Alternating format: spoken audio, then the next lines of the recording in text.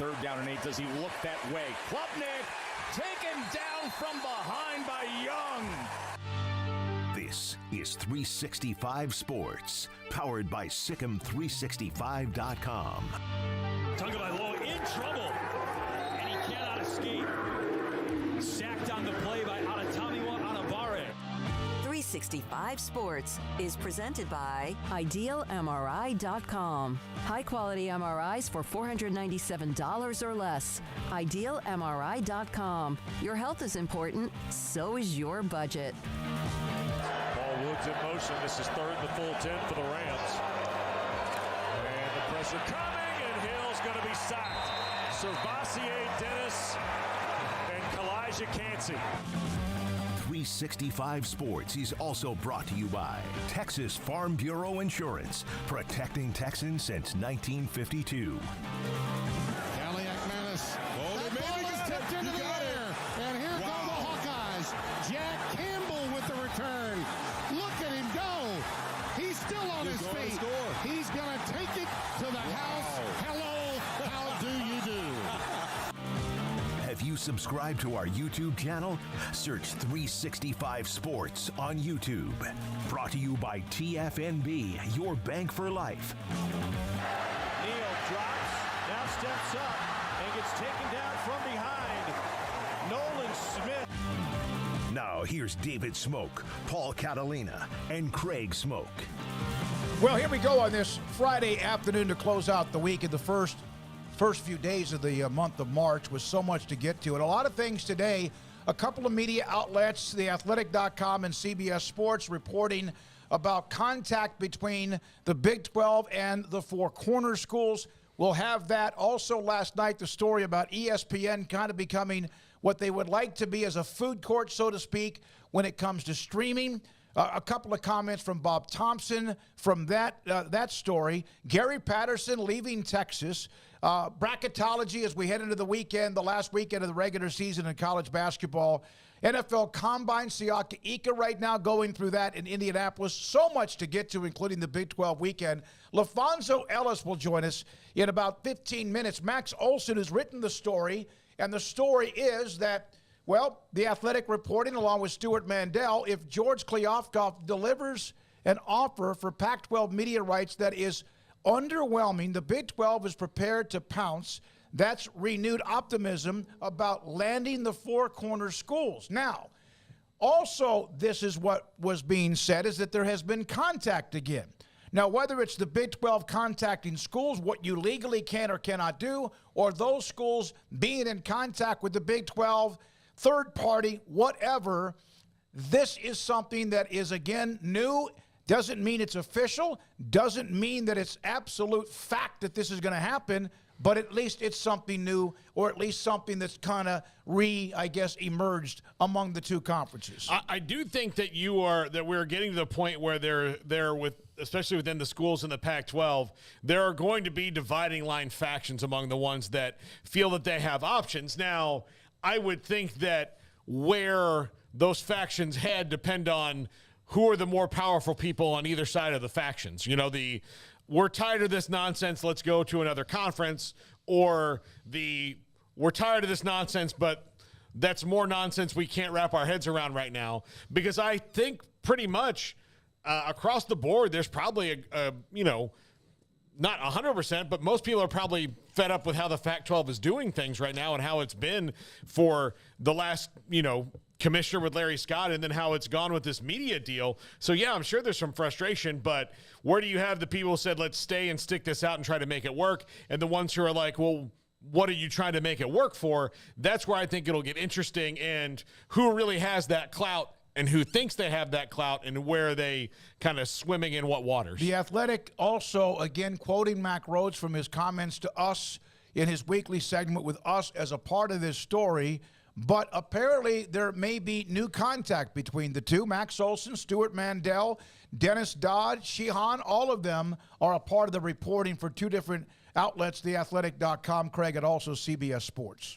Yeah, I mean, like the fifth paragraph, there we are with Mac's comments from earlier this week, and it's funny to me in a way that these are comments Mac's been making, I mean, pretty much for like a year. And I guess, just it's a matter of timing and outsiders, and by outsiders, I mean just people that normally wouldn't hear a Mac Rhodes quote because of just what they listen to or whatnot, not being aware that this was kind of already being talked about. It just wasn't on a level of where we were like at, code 5 and something seems like it could be actually happening. So, he's pretty much like that's the line that he's maintained this entire time of the Big 12 is going to be ready. And that's what they've all been saying ever since Brett Yormark made the comment that we're open for business last summer. I mean, that's basically what he's been repeating and, never saying outright, we're going to go get these schools or we're going to go after these schools, but just simply saying like, hey, if there's an opportunity, then yeah, we're going to take it. And I'm sure in some of their quotes, they've been very intentional in how they threw that out there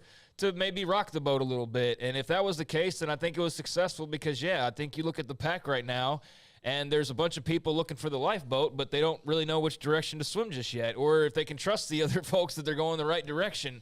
There's a lot of, I guess seeds of doubt that have been planted now at this point that are starting to have their effect on the Pac-12's, fan psyche, if anything. Just the fact that, you might have gone from simple apathy most of the time of, you have people who care about the Pac-12 and then people who just, it's like whatever, to now, like the whole country's looking at the Pac-12 and every time they seemingly have a pie thrown in their face because another day goes by without a TV deal, it's just a little more embarrassing and it's a little tougher to take.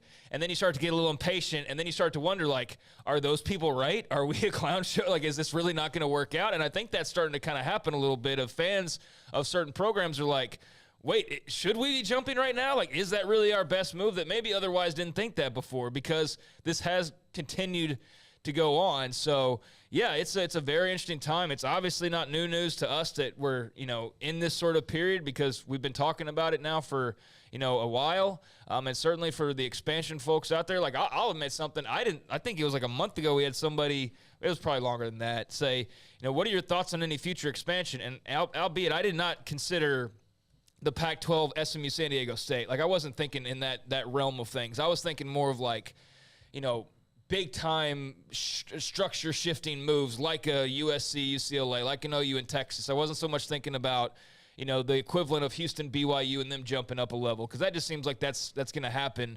But here we are, and it's as chaotic as ever. The other moves were made kind of in the dark of night. This one is just, it's sort of slowly building, and you just wonder when it's finally going to erupt. Well, and part of the Stuart Mandel and his Twitter feed, it said today, the Big 12 ready to pounce on the Pac-12 four corner schools and could invite Gonzaga. Again, that part of that's the quote from Mac Rhodes to us even 2 weeks ago. But the Pac-12 TV numbers might not be as dire as has been rumored. So that's also a part of this article. Paul, my question is, who leaked this out there? I know that you got to give Stuart and Dennis and Max and Sheehan, all of them credit because they're doing their jobs, and they all are very good at what they do. But in your opinion, did somebody benefit by this story coming out today? And why did that come out today? Well, I mean, it depends on how the story ends, right? How it benefits. Now, look, if somebody leaked this story out that it could be happening to and these leaks kind of keep happening. This kind of keeps popping out there about the four corner schools especially. And so there's two schools of thought. Either that is, those four schools really getting, ants in their pants and wanting to go, right? Or that is the concern that this isn't getting done and a threat to make sure it does get done. So you leak that out there to kind of cover yourself. Or if you were another school that was actually looking, you might leak it out so that people stop talking about you. So that could all happen. There's all those possibilities. That's what right now, I think a lot of this is trying to set up some kind of, end game for it here in the next few weeks before they get the TV deal or not. But all right, well, Jason Shear, who's going to join us at 5, Arizona to have meeting with Big 12 this week. That was something he posted back in July of last year. And he's been reporting that. And, of course, there have been people peppering him for that not being the case. But he today has said, okay, that's what I reported. And, of course, some have said that's not true. So a lot of this is interesting. But when you say in contact and then parts of what has been reported back in contact. Now, who can contact whom? Can teams or programs contact another conference? We've seen that. Or can a conference contact teams who are under contract? No. Is that some sort of tortious interference? So it would have to be some third party or a program who reaches out to a conference. I mean, it'd be a third party or it'd be the schools reaching out. I mean, I'm pretty sure that's the way that it went. That's what I mean by program. It's the schools reaching out. It's the conferences can't reach out and do that because, that would be some type of interference. So at least to my knowledge, that's what it would be. So, I would think this is, let's just say Arizona was interested. I think, there's some third party that they're talking through, or Arizona reps themselves would be, and I'm not reporting that obviously, but they would be the ones to send a little message down the pipeline of like, hey, let's talk about what's going on here. But that's interesting if true. And, I'm sure we'll find out soon enough whether it is or not. But it's an interesting time because, like I said, it seemed like there was that quiet period. Everything has sort of settled down. I know for a lot of the expansion heads that never really stops. But I just didn't see business picking up this quickly. So shout out to the folks who were kind of calling that there was something, impending with the Pac, because I just figured they were going to get their TV deal and then we were going to move on, but that thing just kept dragging and dragging. And so I don't know if this was set to happen, but I do think that the longer it's gone on, that this has allowed everything else to sort of grow in a way you didn't expect it to. We do need a break for LaFonso Ellis, who's going to get into the Big 12's final weekend of games, and then, of course, their chances in the tournament. Max Olson was a part of that Coast story with Stuart Mandel. Max will join us today at 3:30. I got to give him credit because we normally have him Thursday. He told me yesterday, he goes, I'm reporting on something. I'd rather come on Friday. Thank you, because now we have the story of what he and Stuart Mandel published today in theathletic.com. NCAA rules changes. That's also something we'll get into. A lot to get to in a hurry. Thanks to you for being a part of the show every day. However you watch or listen to us, the chat room, the text line, 365 Sports, back with LaFonso Ellis of ESPN College Game Day. IdealMRI.com, Dr.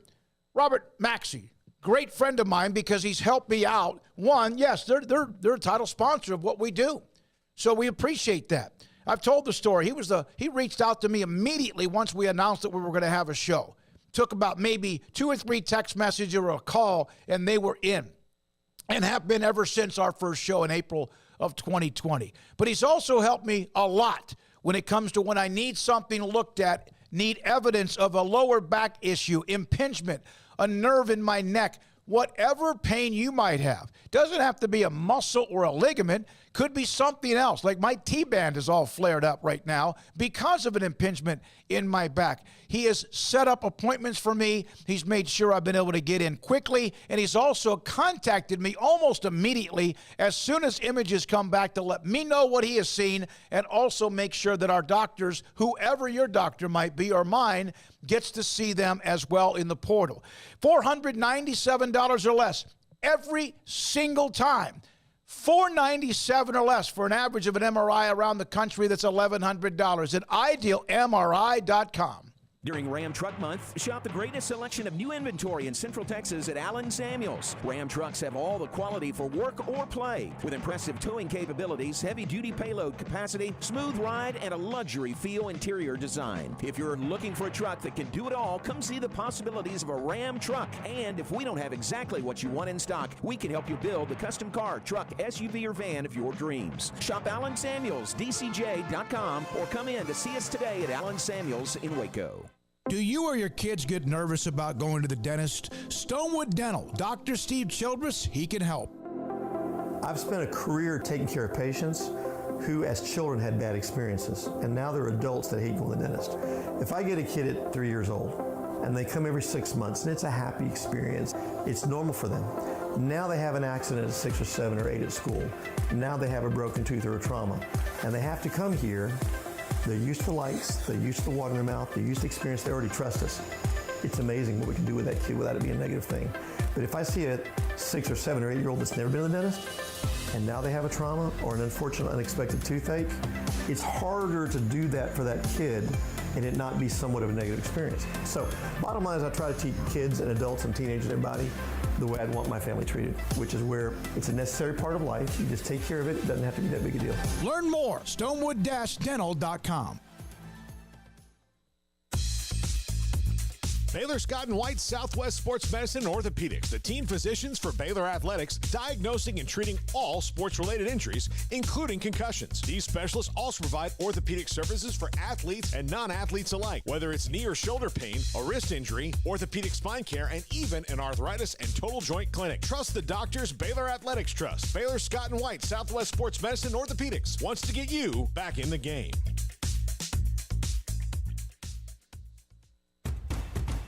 Hey, this is Bryce Petty, former starting quarterback and two-time Big 12 champion, and I know firsthand the importance of being in top shape both on and off the field. So listen up, men. If you're feeling beat down day in and day out and looking for that high-performance edge that separates the men from the boys, then look no further than the Petty Clinic Low T in Waco. Petty Clinic is a comprehensive men's healthcare clinic with an atmosphere catering to men. Board-certified Dr. Kent Petty has a special interest in offering the highest quality medical care to men of all ages. Some of the services offered include screening and treatment for low testosterone or thyroid, infertility, high blood pressure, diabetes, high cholesterol, sleep apnea, while offering comprehensive wellness exams and complete men's health lab panels. High performance men, remember, it's not just a Petty thing. This is Bryce Petty, encouraging you to reach out and Google search Petty Clinic Low T or go to pettycliniclowt.com and get your complimentary lab screening today.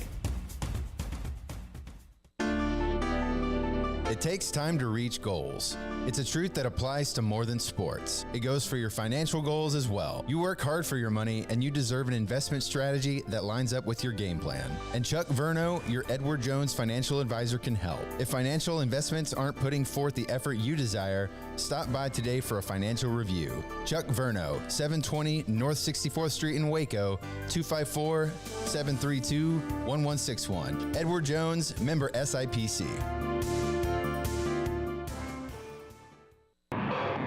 This is 365 Sports. The 3 o'clock hour is sponsored by Waco Custom Marketplace. Meats, sweets, Texas treats, and a cut above the rest. 425 Lake Air Drive, Waco. Waiting on LaFonso Ellis, ESPN College Game Day. A couple of notes today. Brett McMurphy, a lot of people have been out. Cole Arbach had this as a story as well even a week or so ago. NCAA Football Rules Committee proposes starting this season. Game clock won't be stopped after a first down except for the final 2 minutes of each half. Teams also won't be able to call consecutive timeouts. NCAA playing rules oversight panel will vote April the 20th to make, and usually when they get to this point, to make it official, it's going to be official. And Jim Phillips of the ACC says, hey, everyone wanted these rules to be put into place. Yeah, I don't think anybody really had too much of an issue with the icing the kicker rule, as I guess that latter would be referred to, and the not stopping the clock. I like that. I think that is where – but, I mean, again, let's all go and point at the one reason these games really take as long as they do. Official replays and things of that nature are the biggest problem, but that's another conversation for another time. And paying for how much they're paying for to have the games, which is commercial breaks, which you got to do that. LaFonso Ellis, ESPN College Game Day with us. Man, we appreciate you joining us so much, man. We really do. So, my pleasure, Smoak. In your opinion, is this as deep as the conference has been as far as bang for your buck with the Big 12 this year, with possibly 8 teams getting in the tournament? There's no question about it. I mean, let's take a look at the floor. Let's take a look at the floor of the Big 12 right now. You're talking about an Oklahoma team who beat Alabama, who in my mind is one of the top 4 teams in the country and one of the top 4 teams that I think can win the national title, beat them by 25. And so it's been incredible how competitive the Big 12 has been. And as I was looking the other day, I think 5 of the 10 teams are in the top 20 defensive efficiency in the country. And so there's no break. No matter who you're playing against, there's no break, and any team can beat any other team at any given time, particularly when those teams are playing at home. Then, LaFonso, how did Kansas win this thing before the last day of the season with the nothing really from their bench offensively all year? Not even really minutes from their bench. I mean, it's been their starting 5 or nothing, and they won it before the end of the season. So how did that happen in the deepest league in the country? Yeah, well, you look at, what you're going to get night in and night out with Jalen Wilson, right? And Grady Dick those two guys, along with Kevin McCullough, they form, I think, the best wing trio in the country. And the key has been the play of DeJuan Harris. In the 5 losses that they have, I think DeJuan Harris is averaging about 2 points a game. In their last 5 wins, he's averaging 13, 14 points a game. So the issue coming into the season were twofold. One, would they be able to get any production from the 5 spot? KJ Adams has been absolutely terrific as an undersized 5, and that has a lot to do with Bill Self's genius in that, think about it, 14 years ago when I started working for ESPN, Bill Self played 2 bigs, right? Two posts. And then many years after that, then all of a sudden he went 4 out, 1 in. And here he goes being an innovator yet again. He looks down his roster and says, oh, man, I don't have a 5 guy. So now I'm going to play a more 5 out with an undersized 5 with KJ Adams. And KJ, I think the first 7, 8 games, he was in single digits. But since then, he ran off about 10, 11, 12 games in a row where he had scored in double digits. And but the key has been DeJuan Harris. So coming into the season, I was concerned about 2 things. One, would they be able to get scoring production from the 5 spot? And then secondly, would they have any bench depth? And it's been miraculous what they've been able to accomplish without the bench depth because, of course, KJ Adams has been really good as an undersized 5. But he's been able to find ways, Bill Self, to spell his main guys for 2 minutes, 3 minutes here. And as a former player, that's all you need is a little spell here where you're not playing 39, 40 minutes a night, but you're playing more 35, 36. And he's been able to steal some minutes for his key guys, and that's why you see them on the verge of winning yet another regular season Big 12 title. Yeah, LaFonso, I guess the only downside of that is just to take some of that sizzle out of what should still be an incredible game coming up with Kansas and Texas tomorrow. But Rodney Terry, I mean, has done a fantastic job, got them all the way to the end. And, not able to get past Kansas as far as that regular season part of this goes, but still a lot of opportunities out there for them. I know that has to be, just somewhat disappointing given they've hovered towards the top of the standings this entire time. But still, despite that, just your thoughts on what you've seen as far as this journey the Longhorns have been on that was quite rocky back in December. Yeah, there would have been good reason for those guys to throw in the towel. But Seth and I, Seth Greenberg, that is, as we've been on several working in studio together so often, we didn't think that they would because of the veteran leadership that they have in guys like a Marcus Carr, Timmy Allen. Those guys have been brought up in the culture, and those guys would continue to carry on the culture. It's not like Rodney Terry was an outsider coming in. He had been on that bench. And so what he basically did is picked up the baton and allowed those guys the freedom to continue to run. Marcus Carr has been really good this year. We know how good Timmy Allen is, 15 feet in. Sir-Jabari Rice, coming from New Mexico State, has been such a blessing to that program. Dude's coming off, scoring double digits off the bench. He saved them a number of times. And then, the key for me coming into the season is the same way with Kansas, is would they be able to get any production from their 5 spot? And Dylan Dessou has been playing really well as of late. So I know they fell short of their goal of winning a regular season Big 12 title, but they have nothing to be ashamed of. And this is going to be a great game tomorrow. You saw Baylor and who they were that first half in Lawrence, and you've seen them before. And then, of course, they got smoked in the second half. And I mean, had their doors blown off. But what you've seen of them, they have at times been not very good on transition defense. They have at times struggled inside with an offensive presence. But who are they still, in your opinion, who you saw enough of to be a Final Four type team, or at least a second weekend team? I think second weekend team. I think Final Four is a little much to ask because I know that everyone and mind you, Smoak, you hear me say it all the time. You've heard me say it a million times. This is the best offensive backcourt in the nation, and it's not even close. And because of that trio is compared to the trio who won the national title. Mm-hmm. The issue with you can compare them offensively, but defensively they're two different classes. This group this year with LJ Cryer, with Flagler, those guys aren't as good one-on-one defensive players as Butler and Mitchell were. And so that's what you're seeing. And so the inconsistencies, even in a game like Kansas, where you see it from half to half, is because they can't guard it the way that group and Macy O'Teague did. but they're still good enough offensively. JTT is back now. He'll be able to give them at least some stability at the 5 spot. And what I mean by that is I love Flo Thamba. That kid plays hard. It's just that JTT brings an energy. Mm-hmm. He brings a voice. He brings an ability to knock down an open 3-point shot.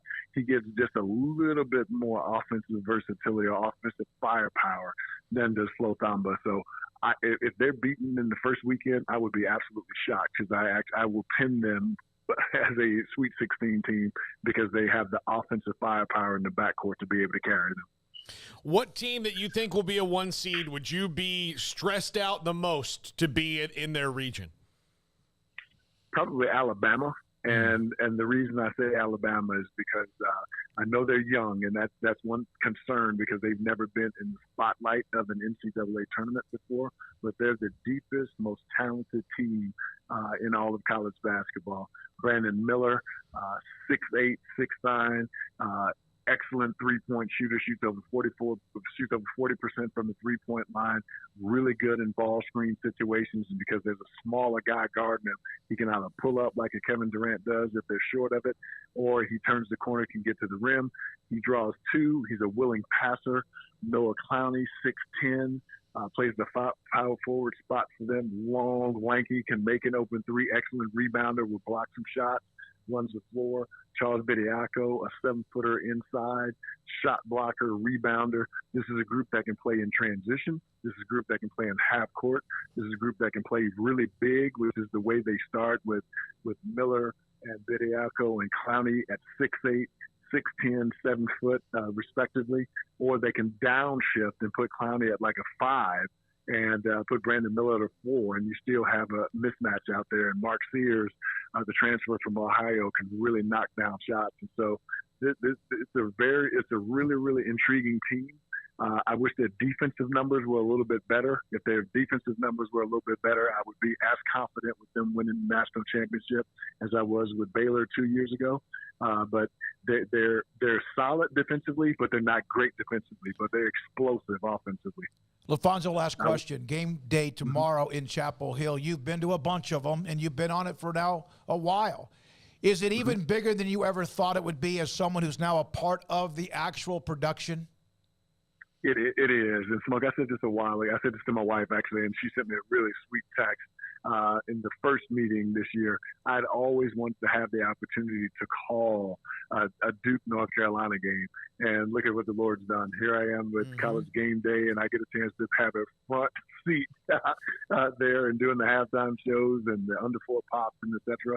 And even without Coach Krzyzewski, it's still Duke, North Carolina, the 2 biggest brands in all of college basketball going at it tomorrow. I think the atmosphere is going to be incredible, and North Carolina's got a lot to play for. Got preseason, they were up 15 in the national championship game last year, ran out of gas toward the end, came into this season preseason number 1, and now they're fighting for their lives to just make it into the NCAA tournament, and it's Duke.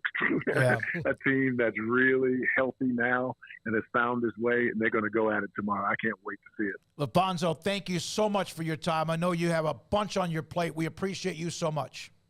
I appreciate you guys. Thanks for having me on. LaFonso Ellis, ESPN College Game Day. Steve Ohio is from Ohio, Florida. Really like LaFonso as a player. Might like him even more as a commentator. When we come back, Max Olson, his story along with Stuart Mandel and The Athletic about, so what is the latest? And part of it is what Mack Rhodes said to us a couple of weeks in a row, and really, as Craig has mentioned, for a long, long time. And this is 365 Sports. Richard Carr, Buick GMC Cadillac, they are the people that you can count on. They're the people that I've counted on for my vehicle, whether it's repairs or whether it's service. Didn't buy it there originally, didn't know the folks over there at the time. But if I do need a vehicle, and hopefully I don't for quite a while, but let's say that I do, then I already know the direction that I'm heading. The dealership I'm going to is the good folks at Richard Carr with their Texas-sized selection and their terrific customer service. Right now, they've got dozens of Sierra trucks on the lot. Qualified buyers can save thousands on 2023 GMC Sierra SLT 1500s. If you're looking for a luxurious SUV without a luxurious price tag, you can go over there and experience the smooth and quiet ride of the 2023 Buick Envisions. Those are a couple of the new offerings, but if you're just looking to go the pre-owned route, well, they've got a lot full of quality pre-owned cars and trucks in stock as well. Many of them under $20,000. All of them affordable, thoroughly inspected, and ready to finance for almost any credit rating. Richard Carr has quality vehicles ready to drive today. So if you're looking for a new vehicle, they've got you covered. If you're looking for a pre-owned vehicle, they've got you covered. If you're just looking for a little bit of service and repair in your car, you want to drive the one you do have a little while longer, well, their award-winning service department is standing by as well to keep you on the road. So go to the website, richardcarr.com, that's KARR.com, to see their service specials and to set an appointment for quick and reliable service. In business for 23 years in Central Texas, Richard Carr has built a reputation as the people you can count on for your automotive needs. Run by proud Central Texans. Log on to richardcarr.com today. Call now or go see them now off Highway 6 at the Imperial exit. The future's bright. The time is now. Destiny is calling. Can you hear the sound? This isn't just another song. This is the soundtrack of life at Baylor. There's a spark in your heart and a fire that's in your eyes. If you're ready to take a big step toward a bright future, tap the banner below to check out the music video for a glimpse of life at Baylor University, where lights shine bright.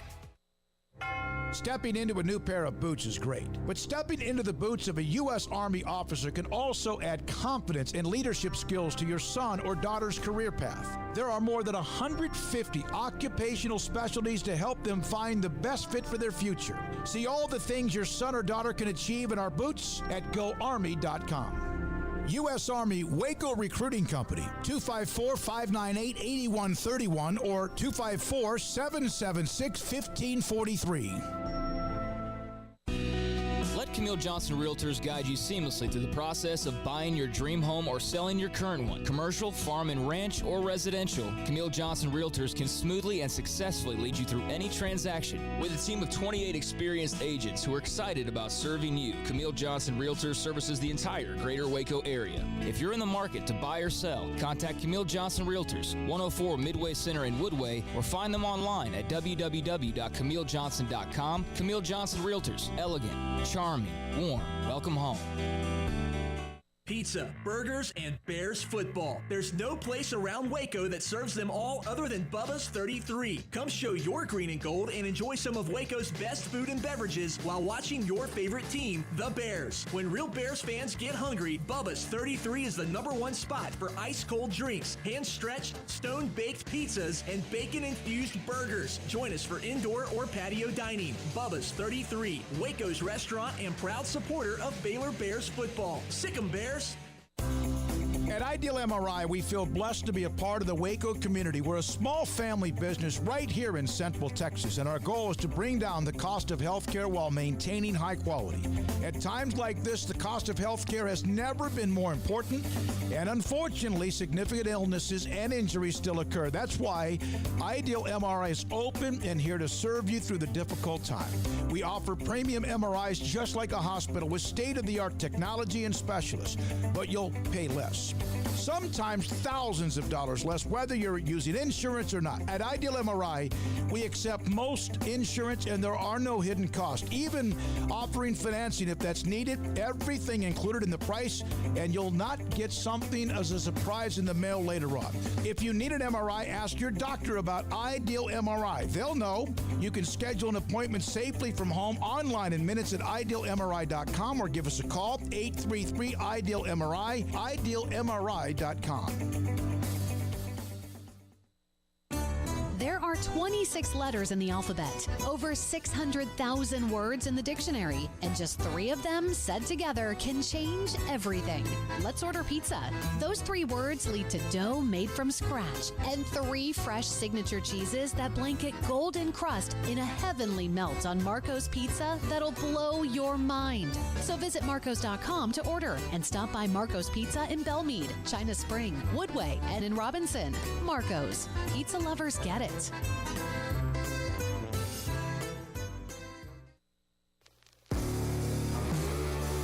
Welcome back to 365 Sports, powered by Sikkim365.com. It's time for our weekly segment with Max Olson of The Athletic, brought to you by Pioneer Steel and Pipe, where customer service is their main focus, and best in metal, steel, and pipe for large or small projects, with 2 locations in Waco and Bryan.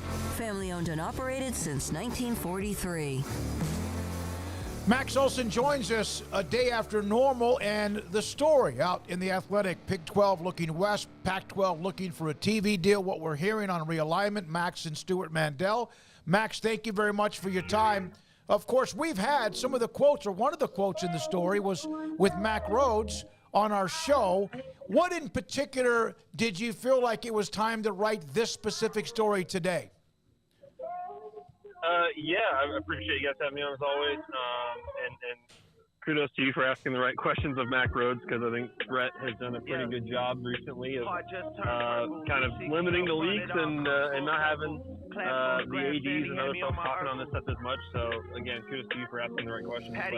But, to be honest, my phone kind of started blowing up at the beginning about people here, It's all, as you guys know, it's difficult in these times when this stuff is like going on to kind of separate rumors from reality and this stuff. So just a lot of phone calls over the course of the last 4 days, and checking in with people on all sorts of different sides of this stuff to try to kind of get a real sense of where this is at. And certainly, as we reported today, I think there's really, as has been the case for the past 8 months, there's really 2 sides of the story. What the Pac-12 thinks is going on and kind of their belief that this will all be okay. And then certainly on the Big 12 side, real optimism right now that the opportunity is coming to make this move.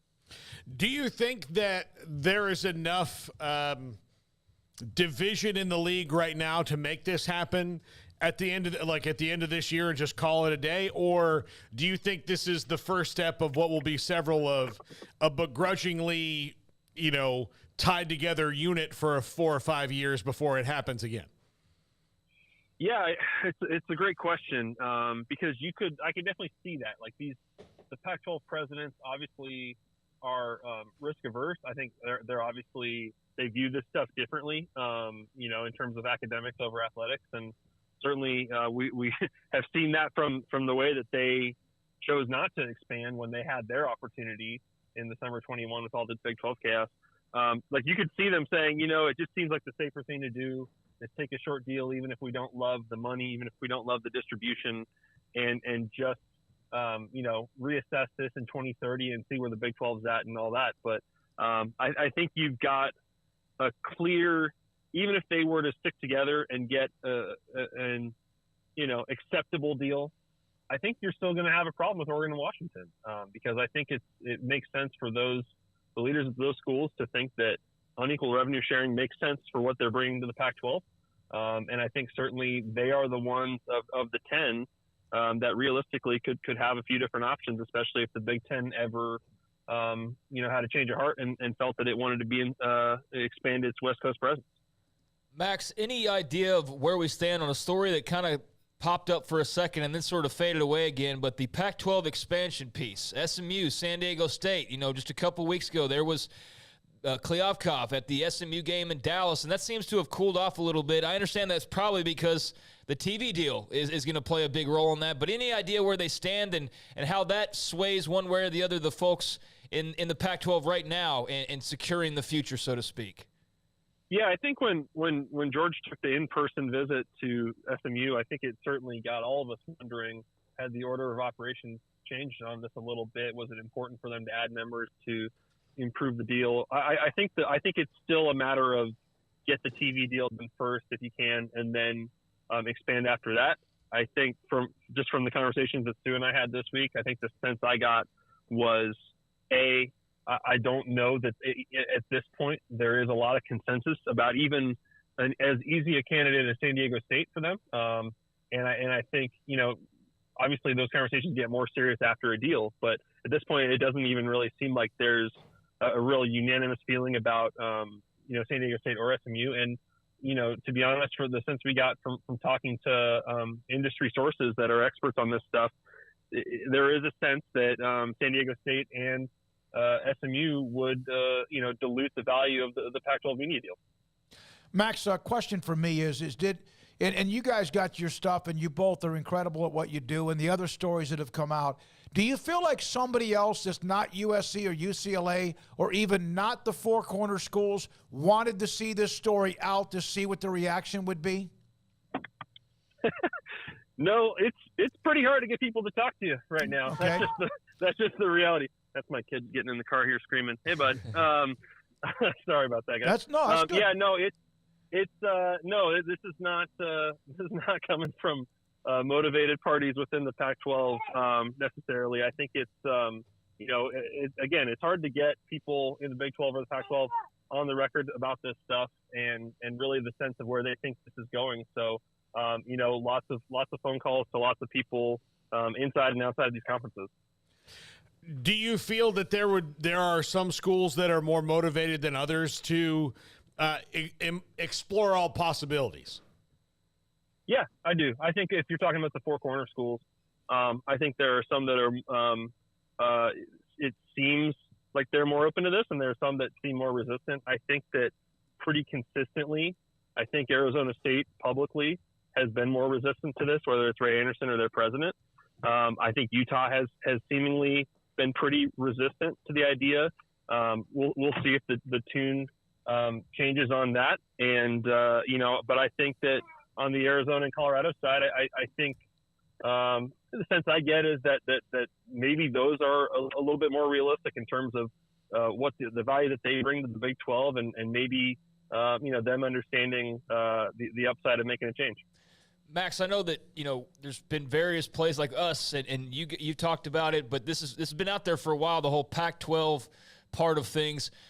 Big 12, potentially benefiting. But how much did Clemson and Florida State's ADs coming out and that report last week of them talking openly about, rattling the cage a little bit, how much do you think that threw a big, bucket of gasoline on all the realignment talk that was already out there? Yeah, the funny thing about that is if you really think it through, I think what Florida State is advocating for here publicly it's really about the revenue, because I just don't, at this point in time, it doesn't really make sense that ESPN would let Florida State go to the SEC. That doesn't really benefit ESPN very much, right, when they are as invested in the ACC and the ACC network as they are. And so I don't think that this stuff from Florida State and Clemson, I mean, it makes sense to have the conversation. And I'm glad you guys asked Mac about it like you did and got his real take on if that actually is beneficial, because I think there's a lot of problems that can come with it. But, I think, yeah, that certainly fires things up a little bit. We've known for a while that lots of people have looked into how ironclad is the ACC grant of rights, and is there any way out? I think they're just in a very different situation with this thing locked up till 36. And, as much as it might be interesting to say, okay, well, obviously the stress over the money difference is very real and it's going to be there for a long time. But what is the actual path to going to a different conference if you're Florida State or Clemson? I think that's a little bit challenging. Yeah, imagine how they felt the day where they're like, we have got this grant of rights locked up forever. We are the smartest cats in the room, to the day that first TV deal with the SEC got renegotiated and they were like, huh. No, you're right. I mean, I think at the time you probably thought, man, this security is incredible, and it helps everybody sleep at night. But certainly as we've seen recently, and I mean, even the Big Ten, they signed this monster deal, and they're still going to get another crack at it before the ACC will. I mean, that's just it's just wild, and that I think that thinking has certainly changed as people just almost like you're pro athlete or something, you want to maximize your earning potential on this stuff and not do long deals. Max, you're going to need to know this. I know you got to go and have fun, obviously, with your kids. That's a great deal. Yeah, Children's Museum next, guys. Yeah. Nice. But important stuff over here. When we had you on at the start of the segment, just so you'll know, you're now the hippest or the most hip guest we've ever had, because in the background of Paul's phone was a song by Drake, and it was playing in the background while you came on with us. And so you are now at a level higher than anyone I can ever imagine. I don't think we've ever had like Eminem or anyone else like that on the show. Here's what happened. My phone just recognized it in you because I don't even have that song on my phone. So when I called Max, it said, I got to play Drake for this dude. Yeah, it's pretty. Which Drake did I get? You got Lemon Pepper Freestyle. Okay, all right. That'll work. That's a good one. I'm good with that. All the youngins. Hey, Max, thank you, buddy. Appreciate your time. Thanks for being a part of the Thanks, show. guys. That's Max Olson, theathletic.com. Both Emery and Garrett, our young pups, both gave the thumbs up, the lemon pepper and freestyle. Yeah, I don't know what was going on. I thought initially it was just like he was in a place. I thought he was at a sports bar. Yeah, he was like walking out the door and maybe he was standing too close. And then it occurred to me like, wait a minute, he would hear that and say, I'm sorry, guys, hold on, give me a second. And then I tapped this phone screen and it was just up there. And look, I like Drake, it's fine, but I would not have sought out Lemon Pepper Freestyle to have on my phone specifically. So Apple has now incorporated these two in some way. So yeah, well, you did good. It's a new walk-up song, as they say in baseball or softball, with him and Drake. All right, there's Max Olson. We've had LaFonso Ellis. Grayson Grunhafer will join us next, and his thoughts about Baylor and anything with recruiting when it comes to football, and his thoughts about some other stories, including Baylor men's basketball tomorrow at home against Iowa State to close out the regular season. Later on, Nicole Arbach, Jason Shear, among others, and this is 365 Sports. Riverbend Liquor and Wine, Lakeshore Drive at North 19th Street, a hidden gem. Look, I had a nice glass of bourbon last night, and it was the last part of a bottle that I bought several months ago, and I thought, man, I guess I got to make another trip to Riverbend Liquor and Wine and see what new bourbon I can add to the rotation, what's something I can try, what new local Texas bourbon do they have for me to try there? And I'll spend a few minutes trying to find it because they've got a great selection of local craft Texas bourbons, great selection of everything there, especially craft beers as well. Great customer service, speedy drive-through window, available on DoorDash. Pretty much they check every box of what you'd need from a liquor store. Riverbend Liquor and Wine, Lakeshore Drive at North 19th Street, behind the bank. Check them out on DoorDash and follow them on Instagram. Cars priced right both day and night. At Richard Car in Texas. Trucks built for you, red, white, and blue. At Richard Car in Texas. Cars that zoom with lots of room. At Richard Car in Texas. Count on us, a dealer to trust. At Richard Car in Waco, Texas. Automatic Chef Canteen is a full-service micro-market vending and office coffee provider with state-of-the-art vending equipment, a wide variety of products, and offering custom-fitted micro-market vending office coffee solutions for your employee break room. You want a full break room solution and a workplace oasis? Well, Automatic Chef Canteen, locally owned and operated for over 50 years in Central Texas, also includes in-house mechanics on call 24/7 for fast, reliable service and maintenance. Automatic Chef Canteen, 6900 Imperial Drive in Waco, or online at automaticchefcanteen.com. After my first car accident, I feared the biggest damage would be to my wallet. I expected a mountain of bills and a long, drawn-out process. But my Texas Farm Bureau insurance agent was there when I needed her and helped me get back on my feet and in my car in no time. Instead of a hassle, I got reassurance and a quick recovery. Stop by and see our agents at one of our 3 McLennan County locations. Coverage and discounts are subject to qualifications and policy terms and may vary by situation. Waco Custom Marketplace is your hometown grocery store with a full-service butcher shop and bakery. Hi, this is David Smoak. The Butcher Shop can take your customized orders for seafood, pork, and poultry and custom cut your favorite steaks from bacon wrap fillets to T-bone to bone-in ribeyes. Cut specifically the way you want. They have Norwegian salmon fillets, catfish fillets, sliced ham or turkey and lunch meat, variety of cheese available, and several options of sausage links. Fresh chicken breast or whole chickens, sliced bacon, pork chops, ground beef, marinated beef, and chicken fajitas, and always large briskets available, plus fresh vegetables. So the great product, customer service, and family tradition of the Bauer family continues at Waco Custom Marketplace, open Monday through Saturday. A full-service butcher shop and bakery available. Waco Custom Marketplace, 425 Lake Air Drive in Waco, or WacoCustomMarketplace.com. In the market for a quality metal building? Since 1943, Pioneer Steel & Pipe has helped Central Texas residential and commercial customers with metal building design, panel options, building components, and trim options. Pioneer Steel & Pipe's residential line is energy efficient, offers low maintenance, reduces insurance payments, is impact resistant, and carries up to a 45-year limited warranty. In addition, they can also help you find a metal building contractor for your project. Pioneer Steel & Pipe with locations in Waco and Bryan and at pioneerboys.com. TFNB Your Bank for Life is the official local bank of Baylor Athletics. Find out why more Central Texas are making TFNB their bank for life. Sign up for our Edge checking and savings accounts to earn interest or cash back. With 5 convenient locations and an award-winning mobile app, banking has never been easier. TFNB Your Bank for Life. Member FDIC.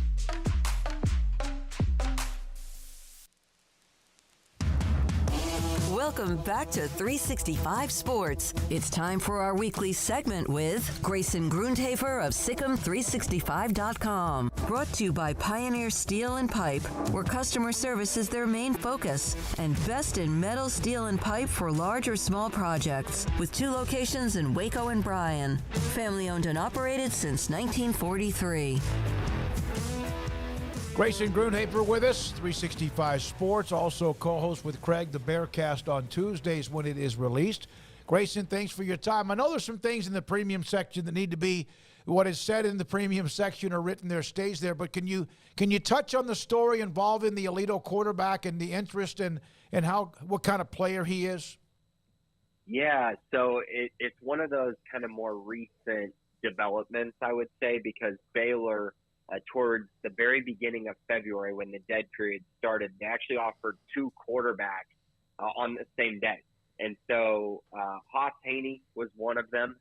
He's the quarterback out of Alito. The other was Deuce Adams, who's out of New Braunfels Canyon High School. And so both those guys are squarely on Baylor's radar.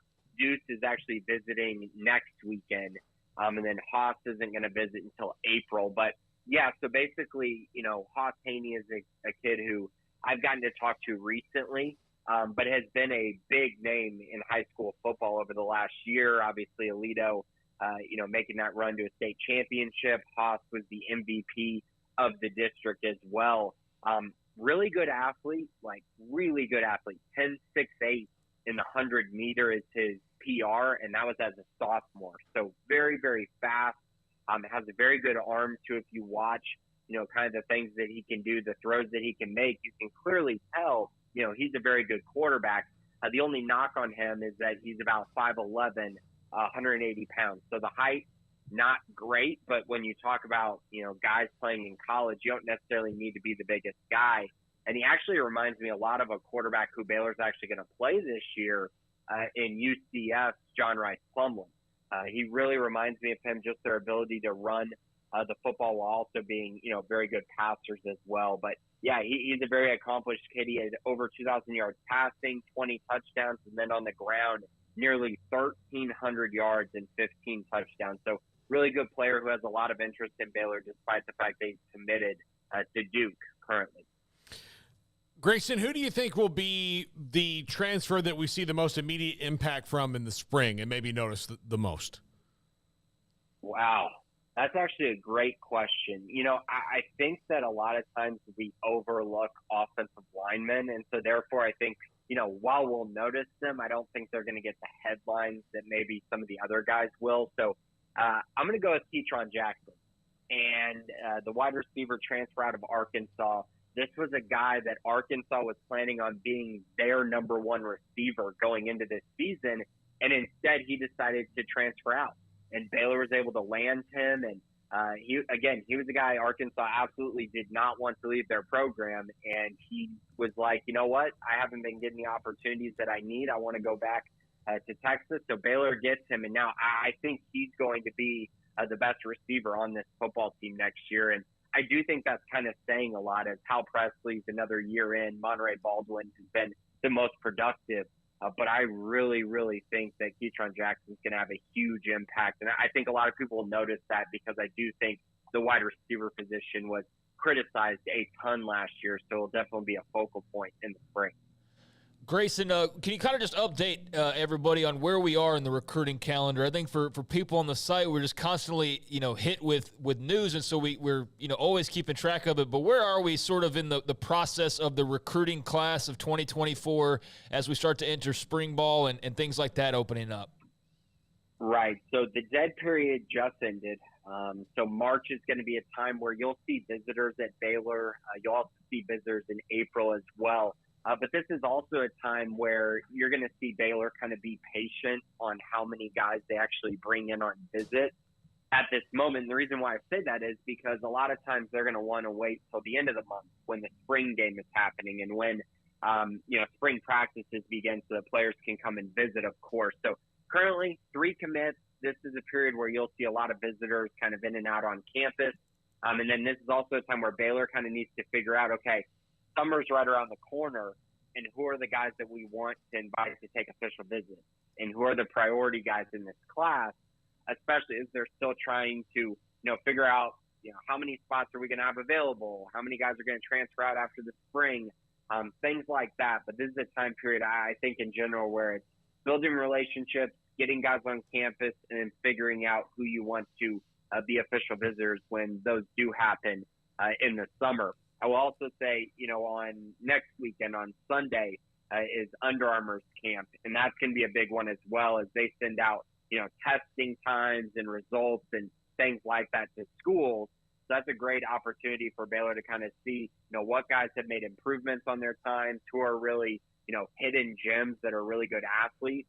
A great time for that. So I think you'll see more offers come after next weekend. Grayson, there's the realignment, conferences, the Pac-12 deal or lack of one, all that is going to be out there, and who knows when it ever gets settled.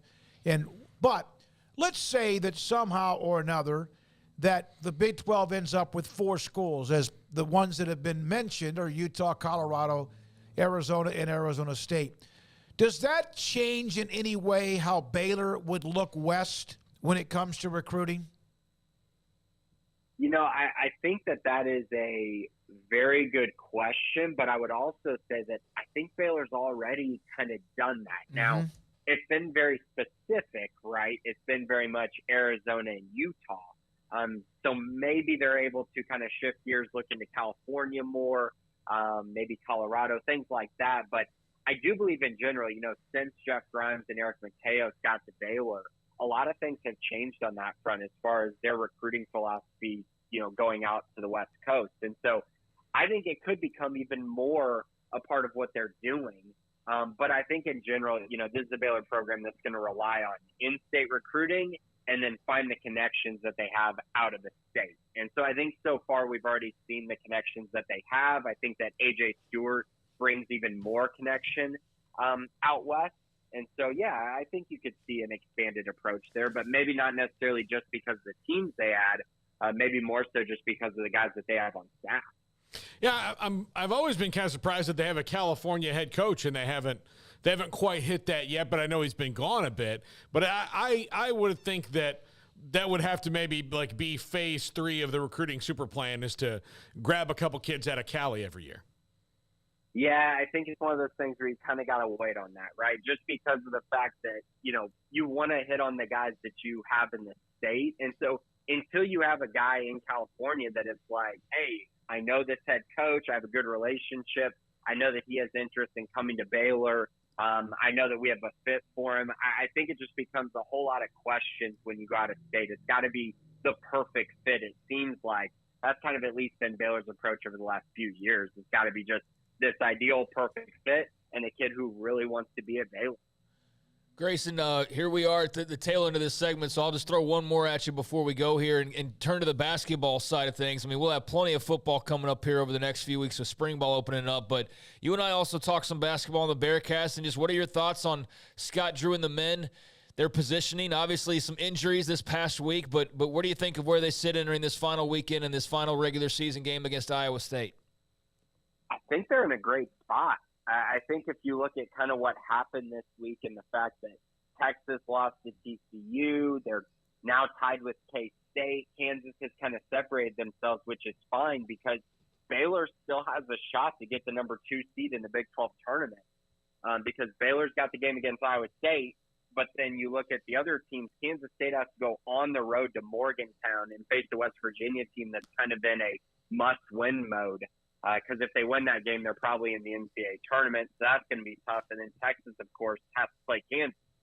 So if those two teams lose and Baylor wins, I mean, they're going to be the 2 seed in the Big 12 tournament, which would be a fantastic turnaround from starting 0-3 in the Big 12. So I've been impressed by them. I think that they're going to find a way to come out and get at this win against Iowa State. Iowa State's kind of a team that's really they're in free fall right now. And so I expect Baylor to take advantage of that. Find a way to win that game and finish 23-8, 12-6 in conference. And I think by the end of Saturday, I think they're going to be the 2 seed in the Big 12 tournament. Grayson, thank you very much. Grayson Grunhafer, SicEm365.com on Fridays with us about recruiting and also opinions on what's going on at the time, including, as Craig brought up, the men's basketball team.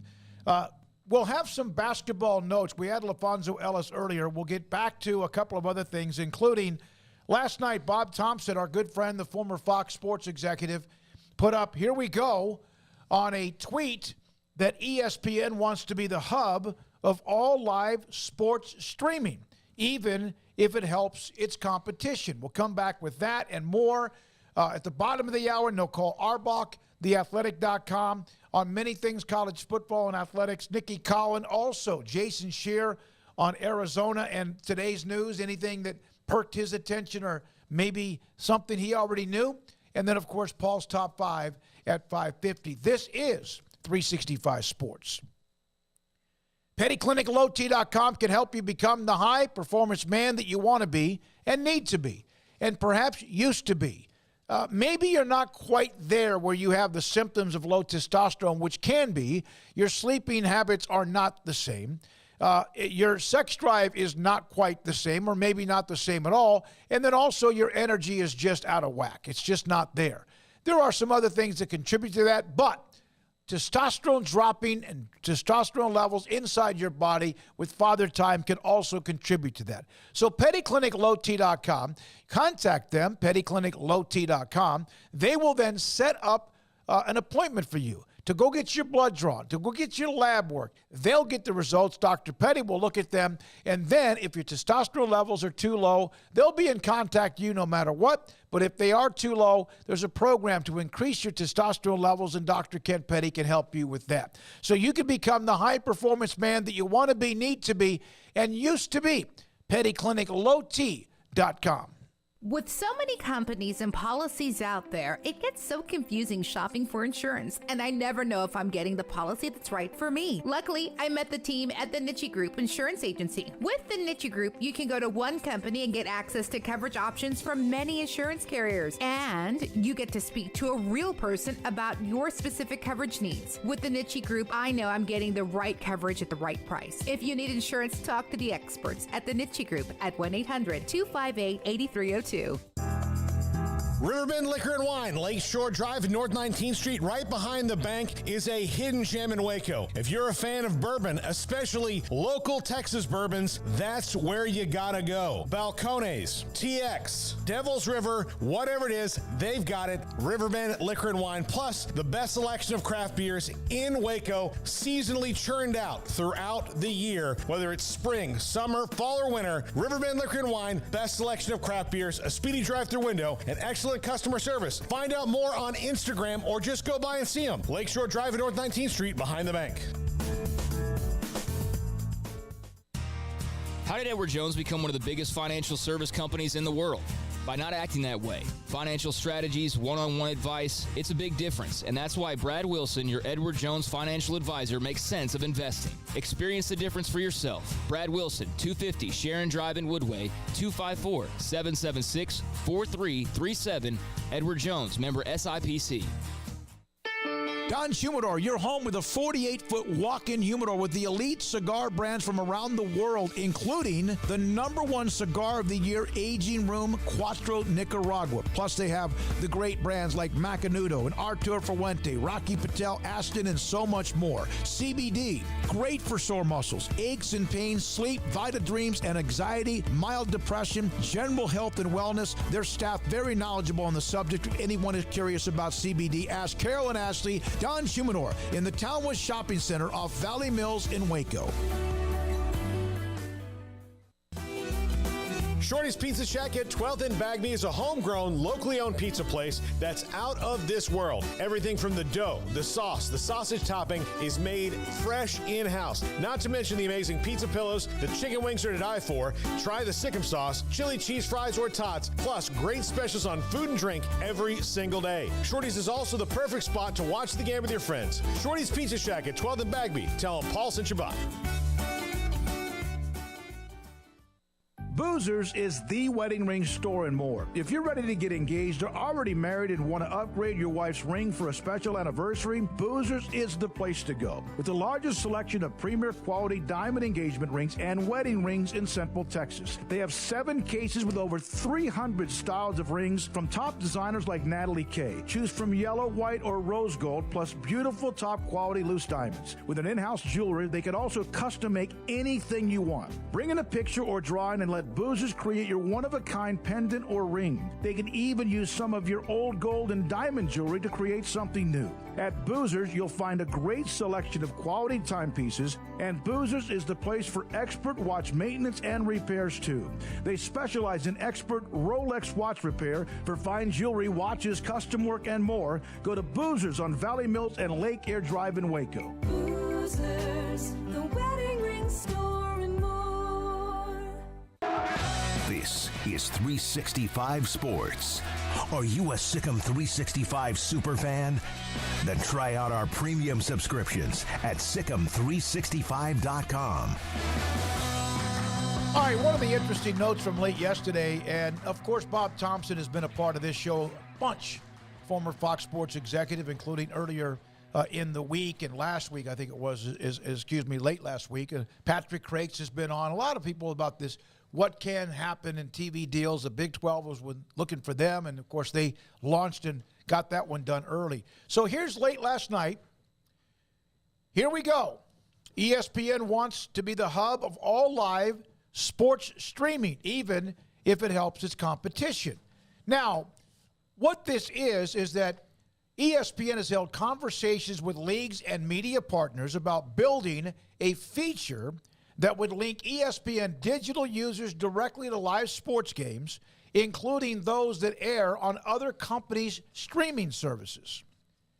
Some of the key points of this, and you guys can talk along the way, please do. ESPN has talked with major sports leagues and media partners, launching a feature that would link users directly to where live sporting events is streaming. Would that make it less complicated? I think that has the potential to do that.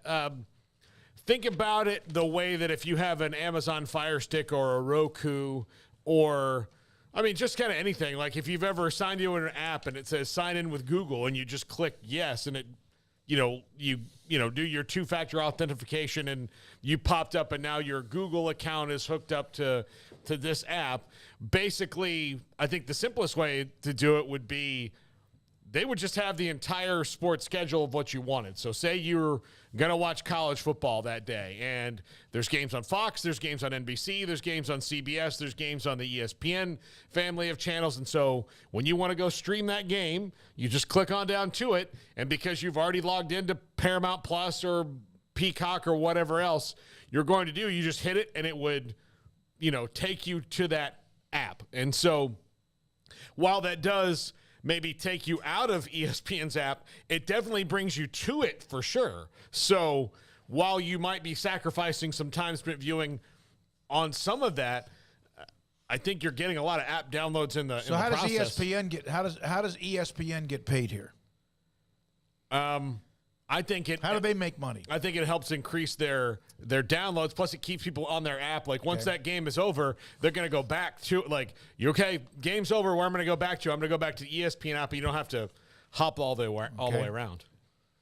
Yeah, I mean, it sounds great. It sounds like a really great thing for sports fans. It also sounds like it'd be most beneficial to ESPN. And I don't know. I was reading one of the articles that said that I don't know, and I wish I could remember it exactly, but they're not as worried now, the streaming world, that is, about subscribers as much as they are just overall revenue. So that's part of what I would need to know. Like, how does ESPN get revenue off of this? There has to be a percentage that they would take from all of these entities because they're hosting them. And I understand that, well, no, they're just allowing more visibility and everybody would have to go through ESPN. But yes, there has to be money made somewhere on their they're part. Not just being friendly. Yeah, they're not just doing it for no gain whatsoever. And even if that gain is that they are the central hub, okay, financially, what gain is there? Because there has to be some catch here. This is not just out of the goodness of our hearts, we want to be the central landing spot for all of the streaming channels. No, I mean, they would definitely benefit from basically being your splash page when you turn on your Roku or your Apple TV, like Paul was saying, and you have your Netflix and your HBO, and that would basically be that, but just launched by ESPN.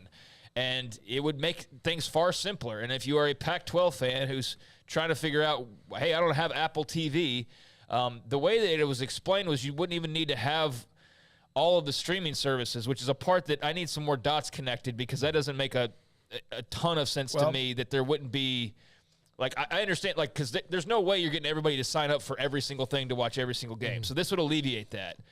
But which ones would you have to watch? I mean, there has to be a catch somewhere of, not all of us are just going to get the ESPN thing, and then none of us sign up for Peacock or for Apple or for, whatever other outlets. So that part I'm unclear on. But on the surface of, like, let's just say kumbaya, everybody wasn't worried about money and everybody was just all worried about exposure and availability, which is a big part of the concerns, then yeah, this sounds like the best possible thing that could happen for the Pac-12 if they were to land on a streaming-only deal. This sounds like it would be great for anybody that was on streaming game-wise, because instead of being on your cable box and flipping from ESPN to whatever other channels you have to watch these other games that are on, you'd have your splash page and you could go from Amazon to Apple to ESPN Plus, Peacock, and bounce around like you're on regular cable. But that's the thing, though. This is just regular cable. Yeah, no. Isn't that what it is? Yeah.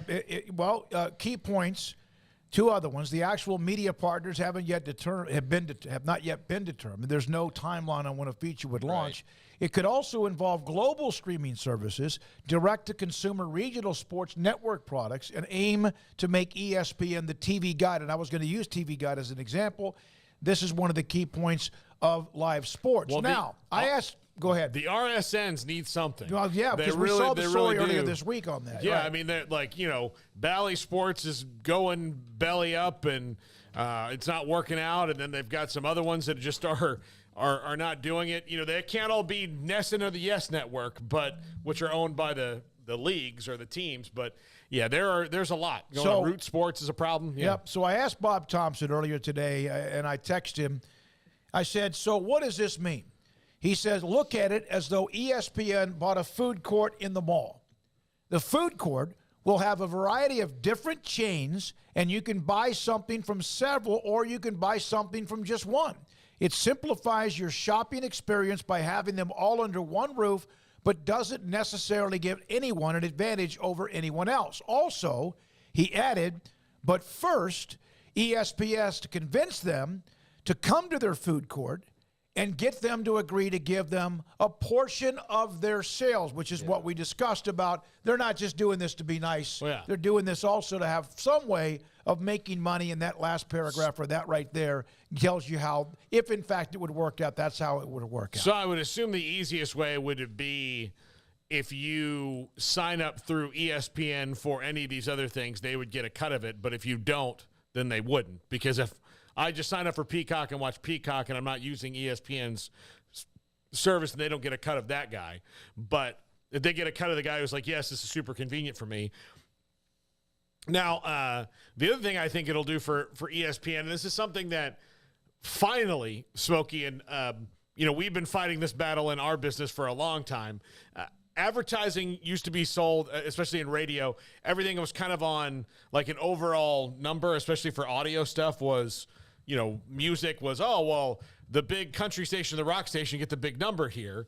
Well, now since you can listen to any song you want whenever you want it, or in the case of Max Olson and Drake here, even if you don't want to, you don't really need music radio as much. So the real metric, and it should have always been this way, is time spent listening. And so, or time spent viewing. Live sports has that over everything else. Sports content has that over everything else. That's what we do. I mean, and if you want proof on this, how many of you from outside the market here in Waco, Texas, watch our show and know our commercials by heart because you watch through the commercials? That's also a benefit to ESPN because people will spend more time on their app, therefore watching the commercials through a little bit longer. Which is increasing value because that's how more and more ads are being sold now, because I can point to you on our YouTube. I can go to our YouTube stats right now and tell you what an average person's time spent viewing any individual thing is. And on the live stream is about 40 minutes, which is unbelievable. On, a short little 8-minute video, its average is about 6 minutes, which is great because you watch through some of the ads. So that's good for people in that space. So that's how they'll make a little other money, or they're betting that they would. Yeah, I mean, again, like I said, it sounds all great, but there's still some questions that need to be answered because, as that article very clearly states, you want to talk about throwing stuff out there and seeing how people react. I very much feel like that's exactly what that story Floating was. A balloon out? I think that was a major balloon float last night when that dropped. I don't think that was anything like, hey, this is coming.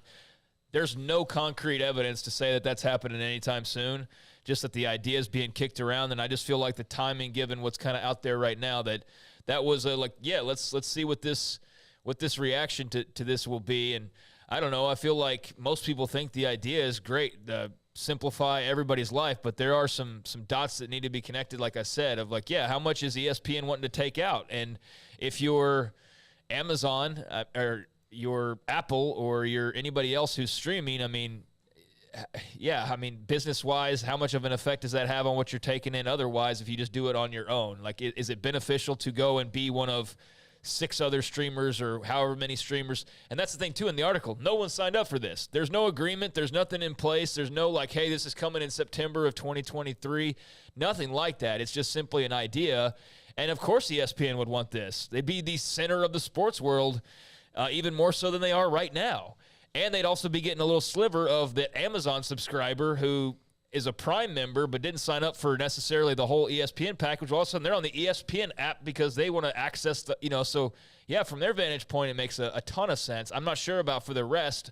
And I'm not sure, I get wanting to have it all in one place, but if you are just let's say a Pac-12 fan and you've got Apple TV because that's where they eventually land or something, do you have the need for all of the rest of it to Peacock and Paramount and whatever else other channels people might land on? Are you that much of a college football fan? I think plenty of people would be. I think there'd be a number of people that wouldn't be, and so this might not be of interest to them. So, yeah, it's an interesting idea. Not sure how realistic it is in the very near future, but it is interesting. We'll say that. It is something that came down yesterday evening, and again, I waited until a little bit later in the morning because Bob Thompson on Mountain Time, and that's the answer or the quotes that he gave me. Well, a couple Pac people were like, I saw Canzano, the big eyeballs, oh, look at this, as though it was going to be, potentially one of their big answers that they were looking for, they being the Pac-12. I just feel like if that was the case, that would need to happen a lot sooner. I asked Bob that. Yeah. I said, is this something that could help or affect the Pac-12? And he said, I don't think so. Yeah, it's the timing of it. If it's not even near to being a real thing, it's just very much a floated idea at the moment. Their TV deal's coming up. You're not going to get all of this together and everybody on board, and they still have to sign the TV deal. And then, hey, in a couple years, they're playing ball under this new deal. That just seems like it's not really super connected. But in the future, the longer-term future, that does seem like it would be something that could answer solve a lot of problems visibility-wise for everybody involved who's in need of that. All right. Gary Patterson, who was no longer the head coach at TCU, joined Texas, helped them. They were really good on defense last year. He, along with Kwiatkowski, the defense was really good. Stepping away as their special assistant after learning as much as I contributed. He talked about soaking in as much as he could, watching guys who have coached at Alabama, Washington, whatever. Do you think he's stepping away? He said he needs to get a break, be more involved with the family, also his foundation, whatever. Or do you feel like this is maybe a step to decompress and then get back in the game? I just can't see Gary Patterson not doing something when it comes to that. But, I mean, look, it comes for everybody where you get to the point where you maybe feel like you've done all you can. And I don't think that the phone is ringing for Gary Patterson to be a head coach anytime soon. And I'm not entirely sure that it's going to ring for him to be a coordinator at the level he would want to. So he could do this again. He could be a coordinator maybe somewhere, but I'm not sure if it would come to that. And part of that is just because Gary Patterson's not a guy at this point in his life that's going to coordinate. I think he wants to be the head guy, or the situation for him to be a defensive coordinator would have to be really, really special. And I just don't see that happening. And yeah, he probably does need to take a little time away, because clearly what happened to him at TCU was he was holding on way too tight to the reins there, and it was clearly getting to him.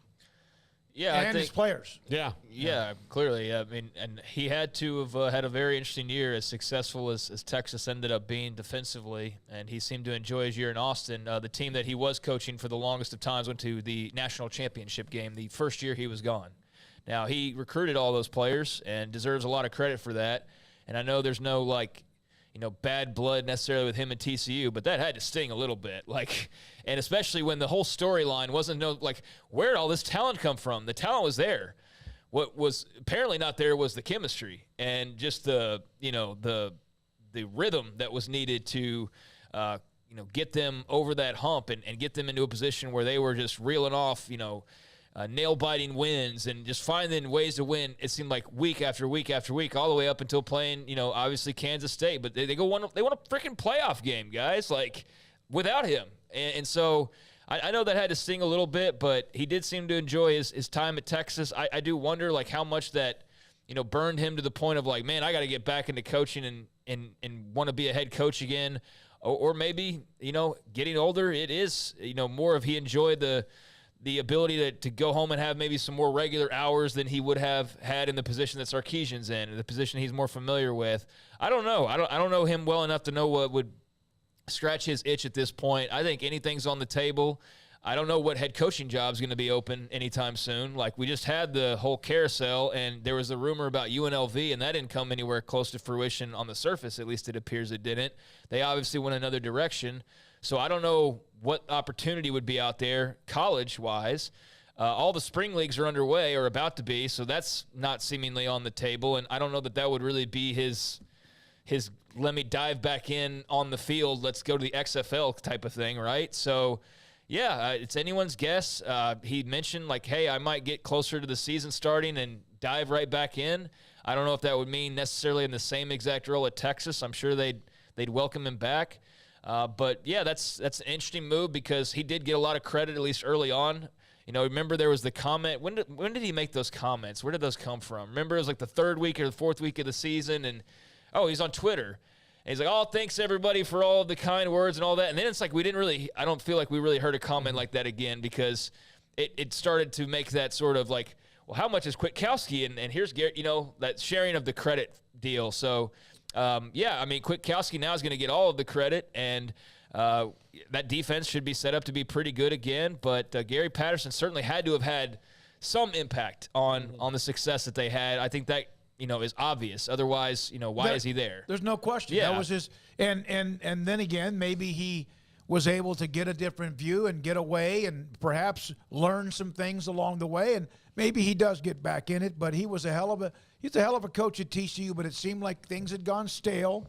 Maybe, as you mentioned, too uptight in every direction. And they got Sonny Dykes comes in with a lot of the Gary Patterson's players, and they run the table and have one hell of a year up until they got smashed by Georgia. But yeah, you got to want everyone. Lost to K-State. Yeah, everyone has an ego on how valuable they might be, whether they may show it or not. And I would think Gary probably goes, okay, I need to get back in this and maybe go back and prove I can do this again. All right, we'll have Nicole Auerbach in the next segment. Also today, we're not done because Jason Scheer, who covers Arizona, his thoughts about the stories today from The Athletic and also CBS involving the next level of what may happen with the Pac-12. Really no breaking news other than what a lot of things we've said or people have said to us on this show. Also, Nikki Collin, Baylor women's basketball coach, the main interview with her will be up on SicEm365.com in the premium section. Garrett will do that a little bit later on. But a few comments from her, including tomorrow, the last home game for senior Caitlin Bickle, who was a part of the national championship team in 18-19. And it's her last game at Baylor. And so her thoughts about that. All right, when we come back, Nicole Auerbach. This is 365 Sports.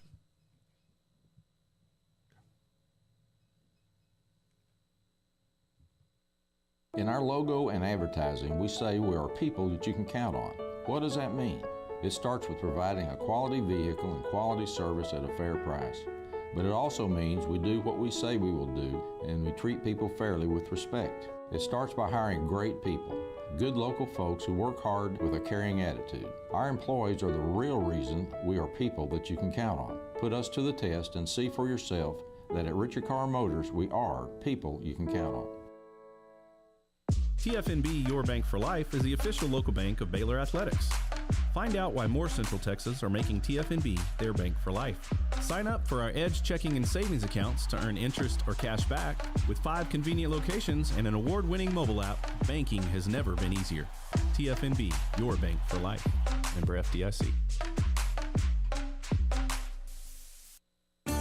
There are 26 letters in the alphabet, over 600,000 words in the dictionary, and just 3 of them said together can change everything. Let's order pizza. Those 3 words lead to dough made from scratch and 3 fresh signature cheeses that blanket golden crust in a heavenly melt on Marco's Pizza that'll blow your mind. So visit marcos.com to order and stop by Marco's Pizza in Belmead, China Spring, Woodway, and in Robinson. Marco's. Pizza lovers get it.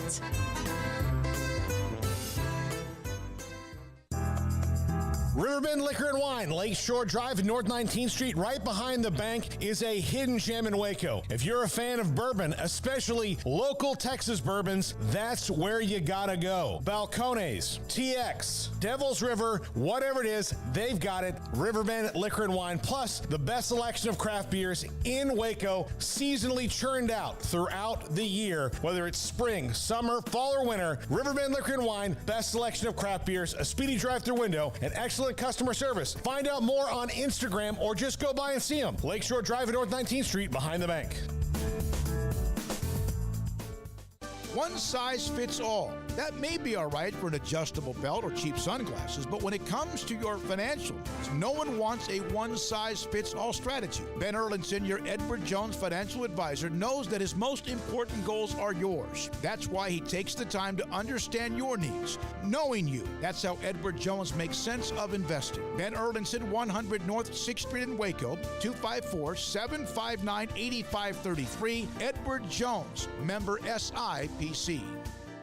In Texas, there's pea-size hail and baseball-size hail. Guess which one hit our house? We didn't even know where to begin, but we called our Texas Farm Bureau insurance agent, and he was so reassuring. He knew exactly what to do to get our house back into shape and our lives back to normal.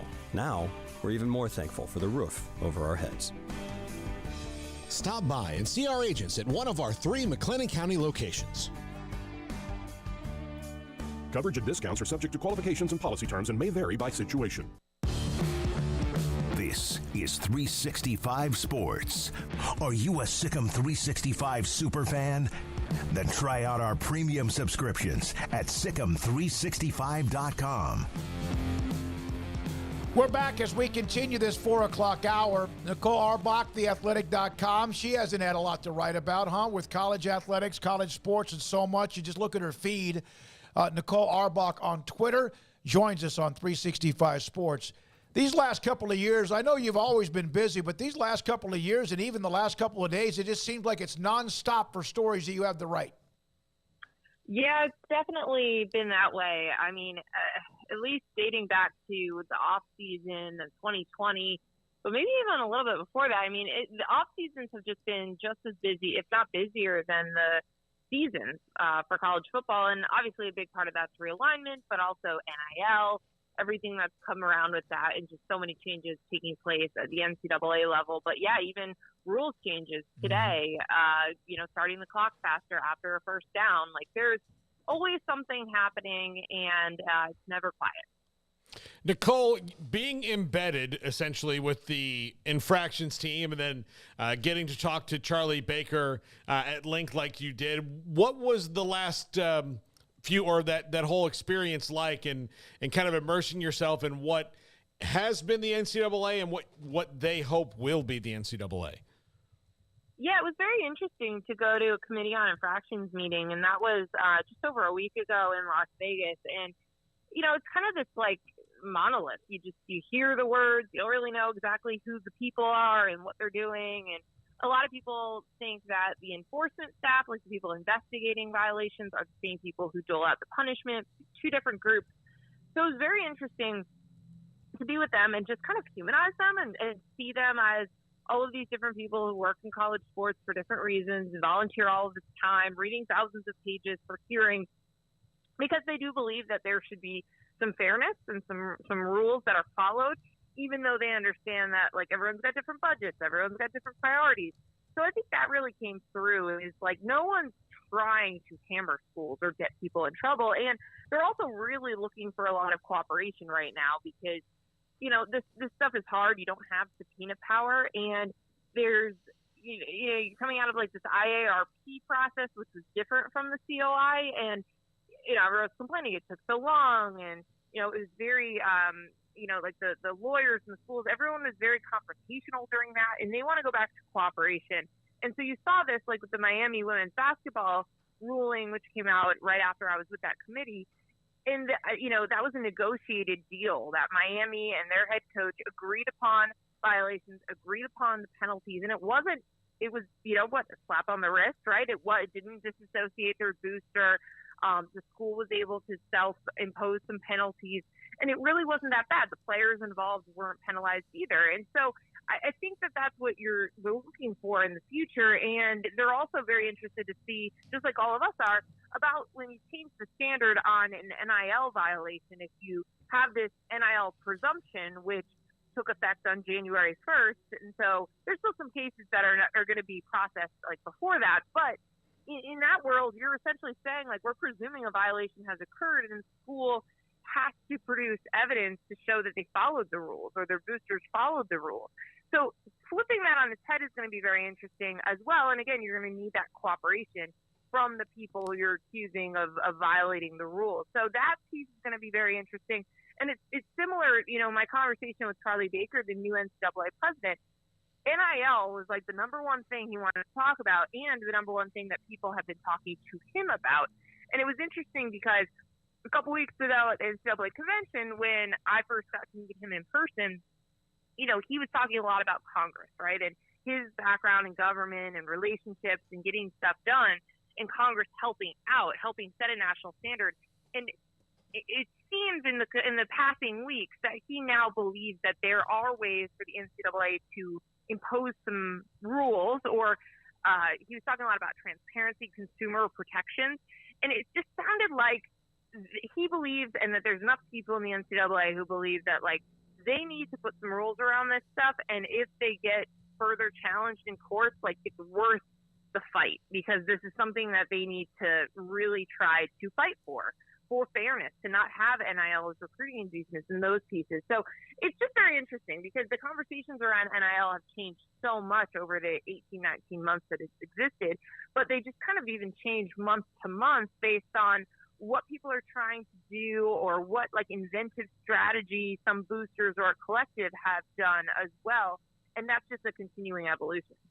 So, Nicole, your Q&A with Charlie Baker is really great. There's a lot of good information and answers in there, and part of it you're discussing the the fact that, clearly the NCAA would like Congress to step in and help them out in some of these cases, but there's the reality like, hey, that might not happen. There's also a lot on their plate that's a lot bigger and more important than college athletics, and he seems to understand that, and there's obviously, as you pointed out, there's been a lot in the news and headlines and talking in front of Congress and not seemingly going the way of the NCAA. So where do they kind of feel like they sit right there, and what's next ahead for them as far as that goes, trying to help shape a brighter future that maybe will have some life rafts thrown their way?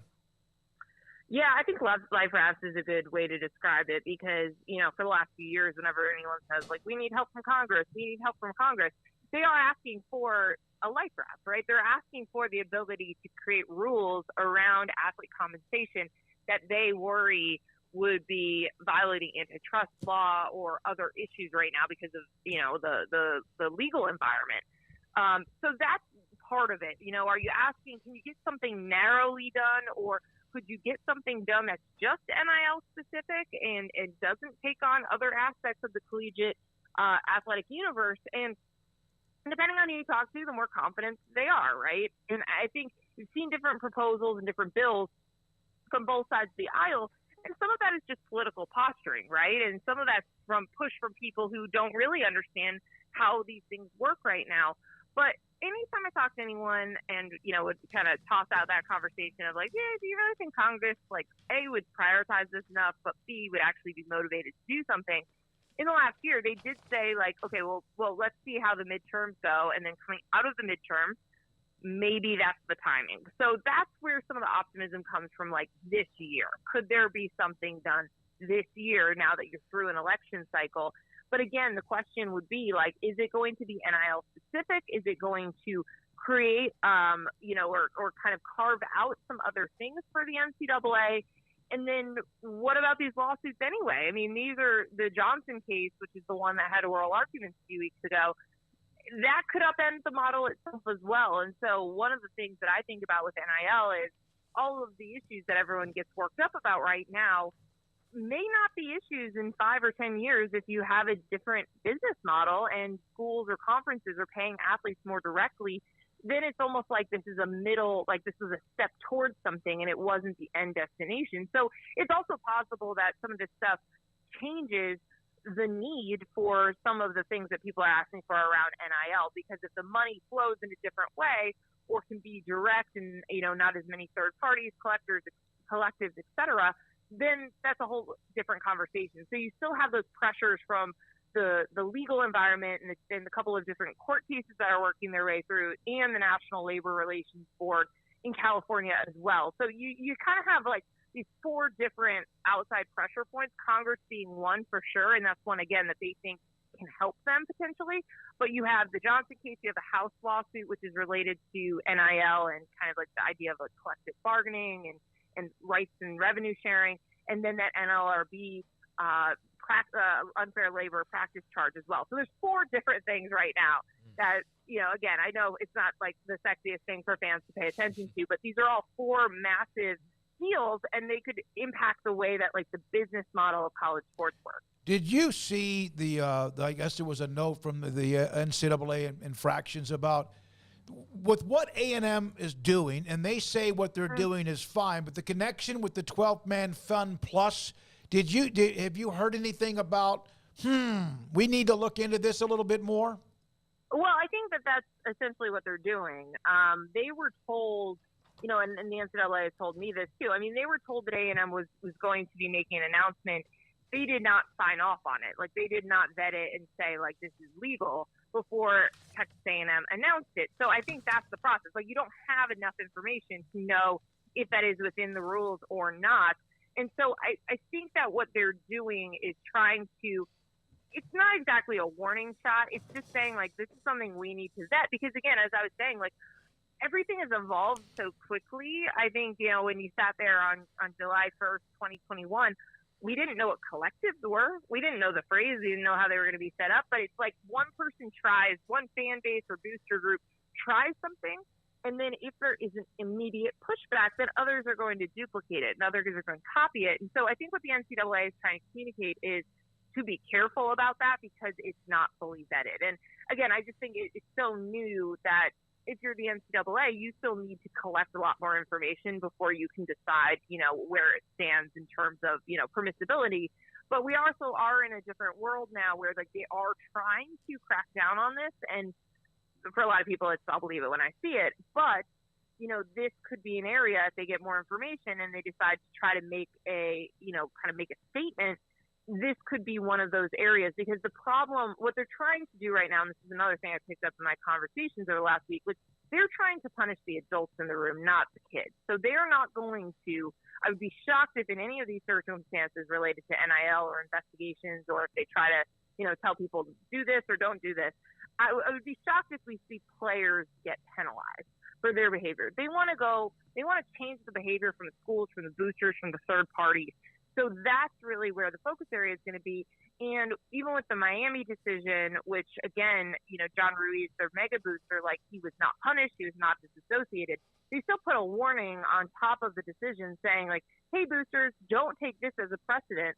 We're still prepared to disassociate people and not let you go to home games and not let you be associated with the athletic department. So they haven't done it yet, right? They haven't had a major decision or a major ruling or anything that has really, instilled fear in other people. But I think they're trying to send out little messages about behavior that they're concerned about, that they need to look into more, and potential penalties that they have. But I do not think that the A&M situation is resolved yet, because, again, I just think it's so new that they don't have all of the information to okay it or say it's not okay. But without congressional intervention, though, they do run up against the problem. I mean, look, for example, sports betting's been technically illegal after a Supreme Court case for several years now, and not every state has passed it, and the federal government is kind of waiting for all 50 states to make their decision before they regulate it across the board.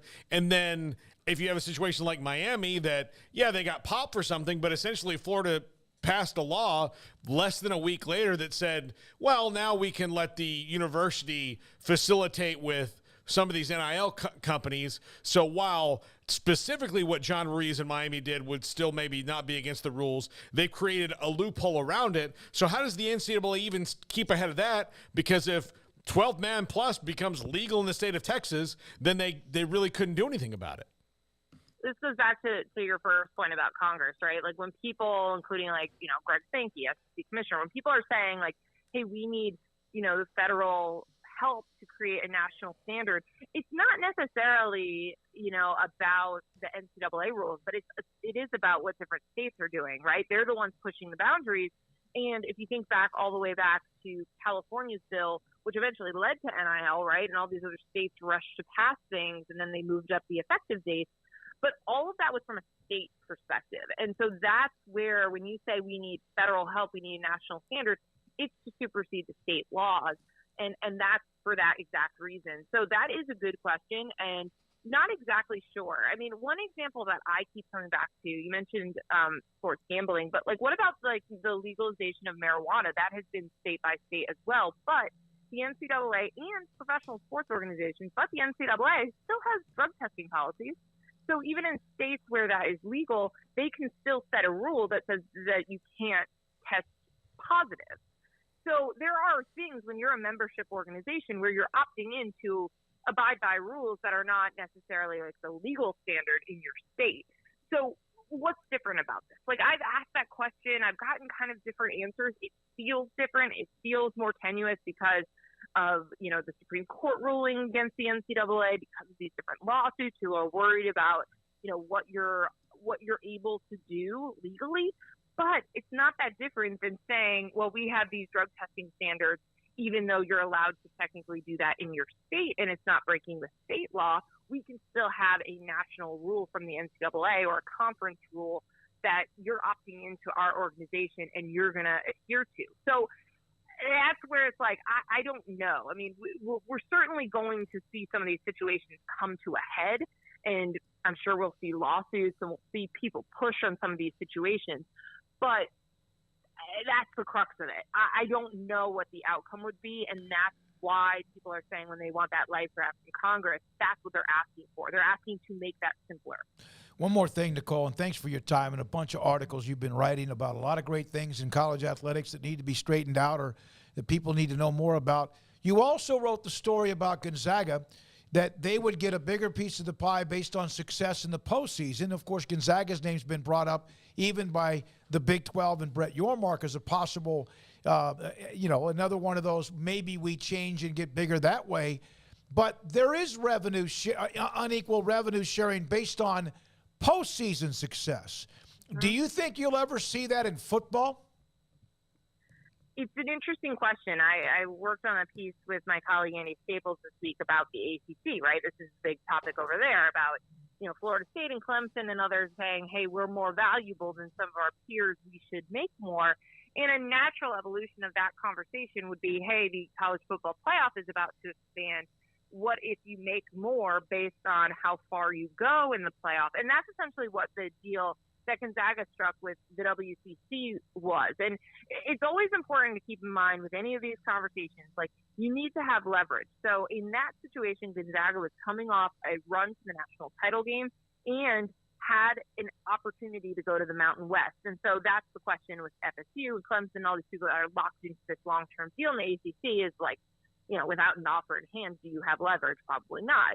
But the way that the WCC did it, I thought was very interesting, and it's not going to work everywhere. But because they needed to keep Gonzaga, what they agreed to was they changed some scheduling things as well, and they changed the way that they structured their conference tournament to really protect the top seeds, which is why Gonzaga is not going to be playing, I don't think, until Sunday or Monday. Right. And their tournament is underway. But what they did was, the further you go in the NCAA tournament, the more of the money you get to keep. We know that you get a tournament unit for making the tournament and for advancing each round.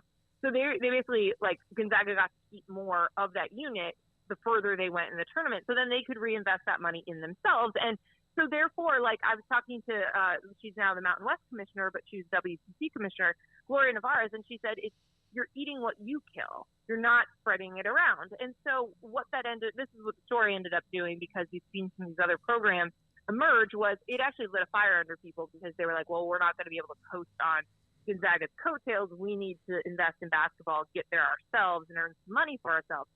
But it's just an interesting dynamic and way of looking at this as we're talking about unequal revenue sharing. And we're in a time where everyone is so focused on doing what is best for their individual school and individual campus, which is part of the reason we've seen these moves in realignment. And you've seen people publicly asking for more money in the ACC. You got to do you. You got to protect yourself in the present and the future. So it is going to be an interesting conversation about how this new expanded college football playoff revenue is going to work, because we already know that the Big Ten and the SEC, if you do the math over the last 9 years, they would have sent the most teams. So are they going to ask and fight for, I assume, yes, more money in the revenue sharing from the contract itself when the contract goes up in 2026? But also, again, even in individual conferences, are they going to look at how that money is going to get sent out? Should it go again, using the ACC as an example, the programs that invest the most in football and are, going to carry the flag for the ACC and in the postseason, should they get more? And you could do it the way that the WCC did it with Gonzaga. But again, you need to have leverage to have that type of conversation and to actually get what you want. But that will be a fascinating question, and something that each league will ultimately have to decide, because it's not a entirely new revenue stream, but it is going to be new revenue coming into all of these leagues, and they could change the way that they hand it out. Nicole, I'm telling you, you've written a bunch, and I know you got more to do. It's a great follow on Twitter at Nicole Auerbach, The Athletic, which we always have talked about, with great writers. Max Olson earlier today as well with that story with Stuart Mandel. Nicole, thank you very much for your time. Enjoy your weekend. You probably deserved a little bit of a chance to take a break. I appreciate that. Have a good one. You too. Man, that's a lot. My goodness, that's a lot. She just gave a TED Talk, too. Huh? She just gave a TED Talk, too. Yeah, that is a lot. Larry Pilgrim, by the way, thanks for your super chat. We'll get to that here in a moment. Good gosh, there's a lot. The rules changes. Most of them all make sense. I think we all agreed on them. I didn't know they were going to all pass so quickly, but then again, that's why they were being discussed. And we still haven't gotten to Nick Saban barking a little bit about the SEC and the 3 games that will be the every year games for Alabama, which I don't think anyone's going to feel sorry for them. Maybe he has a point, but they've been playing those games anyway. Yeah, and that's also not official. No, That's, absolutely. I mean, that's probably close to what it's going to be. As far as the schedules go, I know Dellinger and SI have put out, I think, a couple variations of this. I'm not sure how the one today differs from the one I saw like a week and a half or 2 weeks ago. It looks pretty similar on the surface. So I don't know if there was any major changes there, but that's not official, although it's coming out regularly enough now that it seems like it's another test balloon of like, hey, what is everybody's reaction to having to play these 3 teams? I'll say if you're Texas, it's about as dream of a scenario as you could possibly get. And then from some others, there's one team in particular who would have to play Alabama and Georgia every year, and then Vandy would be their 3rd game. Who was that? Was that Auburn? Yeah, Auburn would play in this variation the Alabama, Georgia, Vandy trio. And if you're Tennessee, but here's the thing, and Tennessee gets Vandy and South Carolina and Alabama. But if you're Auburn, look, it's your own fault for making Georgia and Alabama your biggest rivals over the history of ththose schools. Now, I will say this: Nick Saban complaining about his opponents is like Elon Musk saying, like, look, I know that I have $60 billion, but remember, in the state I live in, they take away 45% in taxes. And you're like, all right.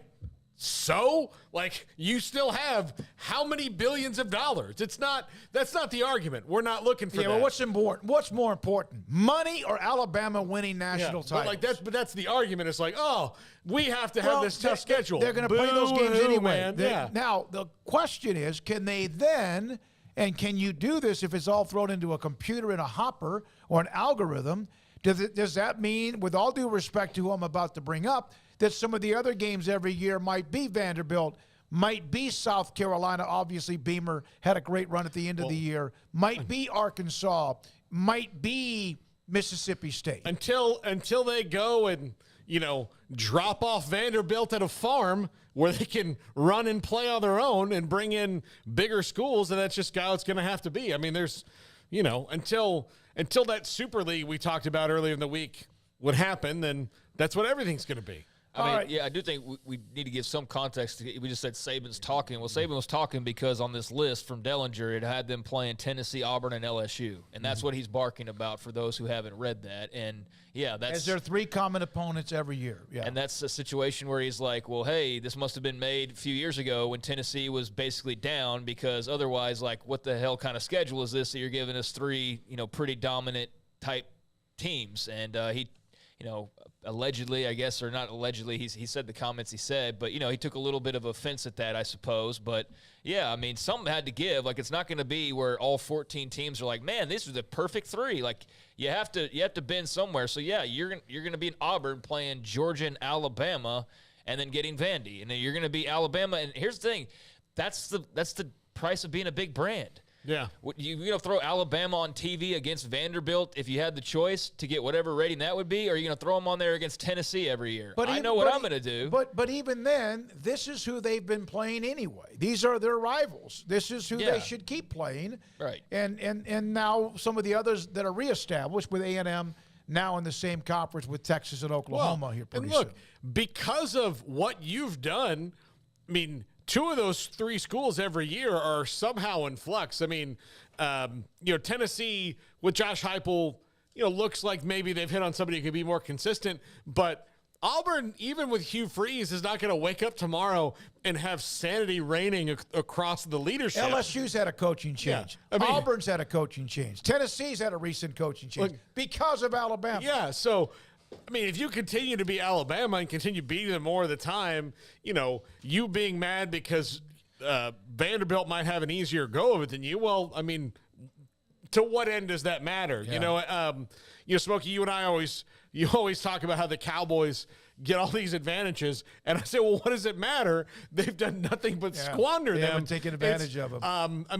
It's like every day they wake up at the end of the rainbow next to a leprechaun and just throw the gold in the toilet. So, all right, when we come back, Baylor women's basketball wrapping up their season after the men do against Iowa State as far as the regular season. Had a chance to visit with head coach Nikki Collin. Jason Scheer from Wildcat Authority also will join us here near the top of the hour. We might need to flip those 2 segments with Jason. Want to do that? How you want to do that, Paul? Yeah, we'll go ahead and we'll do flip that. those with Jason coming up in the next segment, then Nikki Collins soon after that.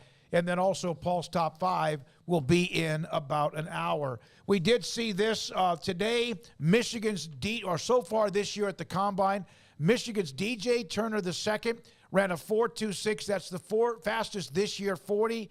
John Ross still has the record, 4.22. In 17, of course, last year, Baylor's Kalen Barnes, UTSA's Tariq Woolen, 4.23, 4.26.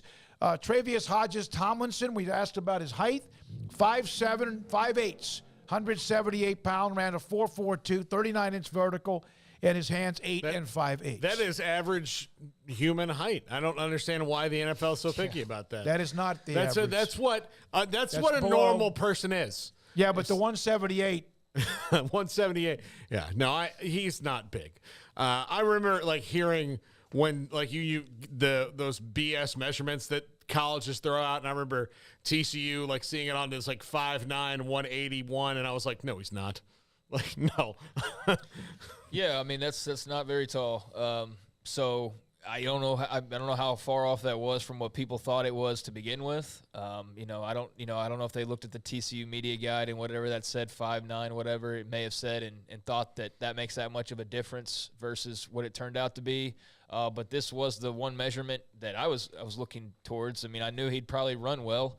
I knew weight-wise he'd be fine, but that height, I mean, there is a certain, I do feel like cutoff, no matter how much your ability is great, there's still got to line up with some big dudes in the NFL, and so we'll see how that affects him. I definitely don't think that he's, going to be towards the top of the draft as a result of that, but how closely to the top does he get? There's a long way to go still in this process, but I'm very curious to hear from some draft folks about how that height measurement may affect his stock otherwise, because that's the only thing, that's the biggest thing with him right now is clearly that height number. Can you play in the slot, and can you make things happen when and you special need to? teams too? Yeah. You make the team with that. Siaka Ika, let's see, a 6'08" or 6'06" 40. I'm not worried about that.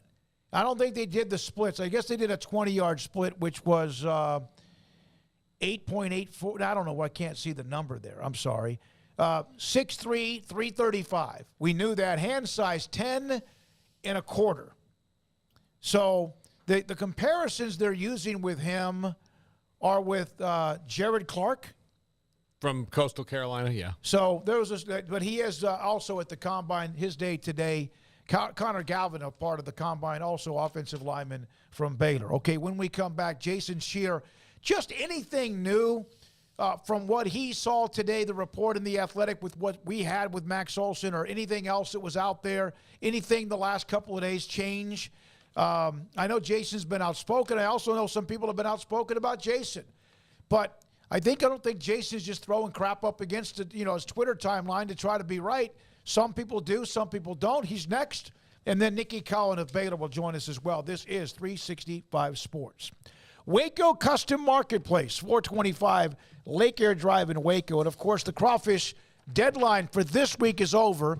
You can order fresh crawfish, 30-pound sacks bags of live crawfish any week before 6 o'clock on Wednesday. Pick it up anytime after Friday at 4, which, of course, is right now if you order earlier this week, or sometime when they're open on Saturday. But hot dogs, $3.50 a pound per pound.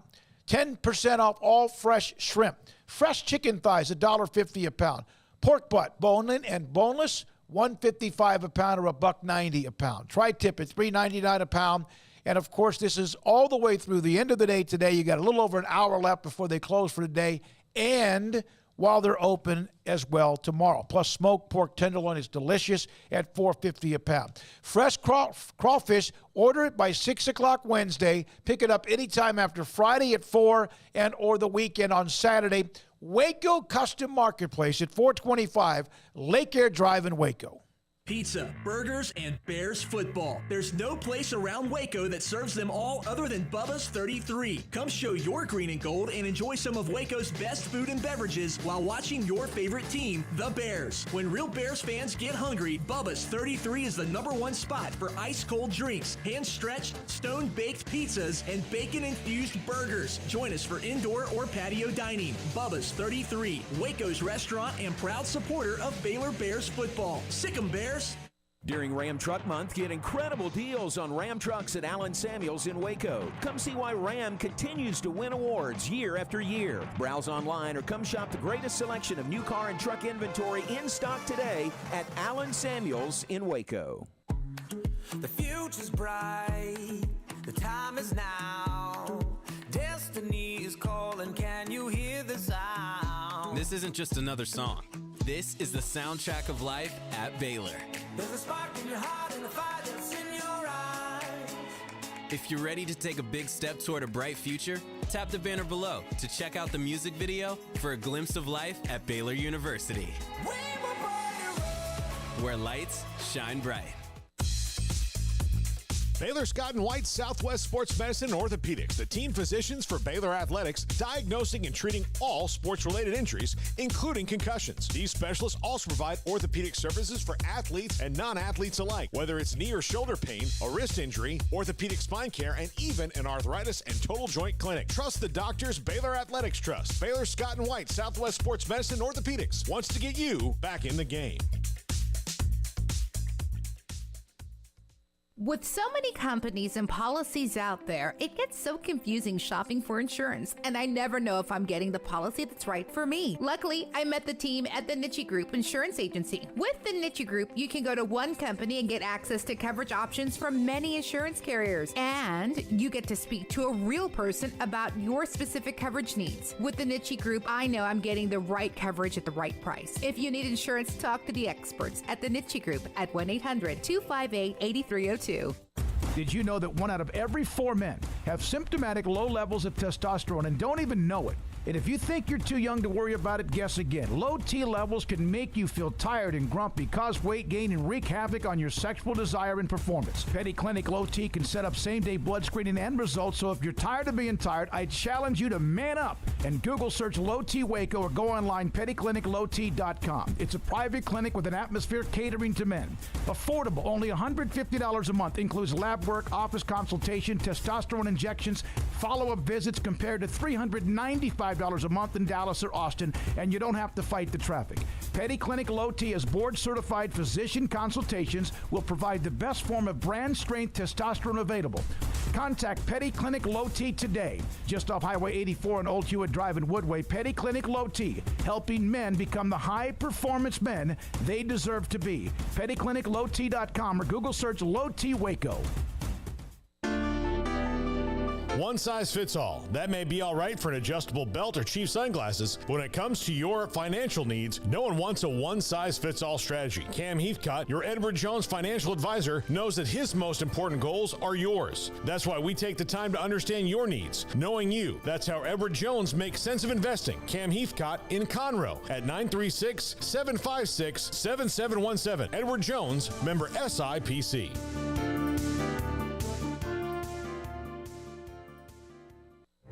Stepping into the boots of a U.S. Army officer can add confidence and leadership skills to your son or daughter's career path. See all the things they can achieve in our boots at GoArmy.com. U.S. Army Waco Recruiting Company, 254-598-8131 or 254-776-1543. This is 365 Sports, powered by Sikkim365.com. The 5 o'clock hour is brought to you by Edward Jones and financial advisor Cam Heathcott. Edward Jones, making sense of investing. Now here's David Smoak, Paul Catalina, and Craig Smoak. Good time to read the super chat from Larry Pilgrim and then get to Jason Shear. Utah fan here. Oregon screaming to go to the Big Ten, says my Utes need to take that into their future plans. Some Pac schools are killing the conference, whether through viewership or otherwise. That's from Larry. Thanks for the super chat, Larry. of $10. We're now joined by Jason Scheer, Wildcat Authority. Jason was on with us recently, has been on with us a handful of times since the summer of last year. And Jason, there was a story today in theathletic.com, quoted Mack Rhodes, who was on our show, and what he said earlier this week and even last week. Any movement? Is this someone leaked this? What's going on in your opinion based on some of today's reports? Yeah, I think this upcoming week is a big week for the Pac-12 because they're going to hold the athletic director president's meeting before the Pac-12 basketball tournament. Everybody's going to be in the room. Although not confirmed, the expectation is that George Kolakov will present an offer basically, and will present the deal that he wants to put on the table. And if that deal is not good enough, I do believe that we're going to see schools actively looking out for their best interests. Now, that doesn't mean that schools are guaranteed to leave, but I think things are going to become much more active and really as active as it's been since this whole process started. What would the gap between what you would make if you left and what the TV deal would be and have to be for them to say we might take less money in the short term so that when the TV deal is negotiated in a new league, we get more in the long term? Well, I think it's twofold because, if let's say $28 million is presented, that's not a huge gap, right? But if it's $28 million and everything has to be on Amazon, well, all of a sudden you're now $3-4 million down and your visibility is way down. If it's, $25 million and most of it's on ESPN, maybe the presidents and athletic directors consider it. But, so it's not just money. It's about visibility as well. I would be really surprised if the money isn't lower than the Big 12. And I would be surprised if the visibility isn't lower than the Big 12. I think we're talking about like $25 million and not very large visibility. I don't believe that there is a strong offer on the table unless George has some major secret up his sleeve that even some of the schools in the conference don't know. And because of that, I think schools are starting to get a little antsy that it's taken 9 months and really there's still no offer on the table that the conference is considering. I'm confident in saying that. And we don't know what's going to be presented this week. If it's not very good, I think the Pac-12 is in major, major trouble. Jason, there was the story about ESPN maybe having a hub here in the future, but obviously that can't happen soon enough to fix the current mess that's going on. That would be more for years down the line. So I'm just wondering kind of about the lasting long-term damage of even if they're able to, or once they're able to get something done, as far as grant of rights agreements and expansion and things of that nature, how much teamwork, how on board will everybody be, you think, post this situation? How much damage do you think's been done that regardless of what happens, there's going to be that aftermath of that to be mindful of? I'll say this. Let's say the Pac-12 finds a way to basically save the conference this go-around. I don't see any way it survives when those TV contracts run out in 5 years or whatever it is. I think the GOR that the Pac-12 would sign this time around would be short. I don't see any way Oregon and Washington sign any term of long-term deal, any type of long-term deal. There's no way. I would be shocked if it was long-term. I'd be shocked if it goes past the Big 10 and the Big 12 contract. And it's a situation where you're basically putting a Band-Aid on it. Any type of survival now is just a Band-Aid for the next round. And I realize that people will say that's, might be the case for other conferences as well. And we're headed to the Super Conference and all that. But I think the damage has been done, and it's a situation where you're looking now and you say, well, why would the money go up in 4 years? Why was the interest of the Pac-12? Why would it all of a sudden be there? And because of the way that the negotiations have gone and the fact that schools are looking out for themselves, if you're in Oregon or Washington and you still have the belief that there's going to be a way into the Big Ten eventually, that damage, that belief, unless you're flat out told no, probably isn't going away. And I think that's one of the reasons why those schools are very hesitant to sign anything right now. Jason, has Arizona spoken with anybody from the Big 12? Yes, I'm confident in saying that Arizona has absolutely had conversations with the Big 12. Now, I don't know how deep it is. I'm not saying that the Big 12 has made Arizona an offer, but I'm very confident in saying that there has been some sort of discussion where it's basically, my guess is look, if this thing goes sideways, let's start talking numbers. And I think that's where we're at for a few of the Pac-12 schools, where if this thing isn't good or close to being good this week, I think you're going to get a surge of the discussions, and things are going to really move starting, kind of going into the first week in April. I know there's reports that things are going to get done, as fast as this week. That would surprise me. I would be surprised if anything happens before or during the NCAA tournament. Jason, when it comes to the people who are most irritated about this, has it gotten to the point of the big money people yet, or is it still maybe just at their doorstep? I think it's getting there. A lot of times these big money people only pay attention when they absolutely need to. And so I think it's getting to that point. I know that boosters and everybody like that, they have their opinions, and they've made it clear, and some are pro Big 12 and some aren't. I don't believe, if Arizona went to the Big 12, I don't think donor money would dry up. If Arizona stayed in the Pac-12, I don't think donor money would dry up. I don't think it's there yet, but I know that at least in Tucson and University of Arizona, everyone has an opinion.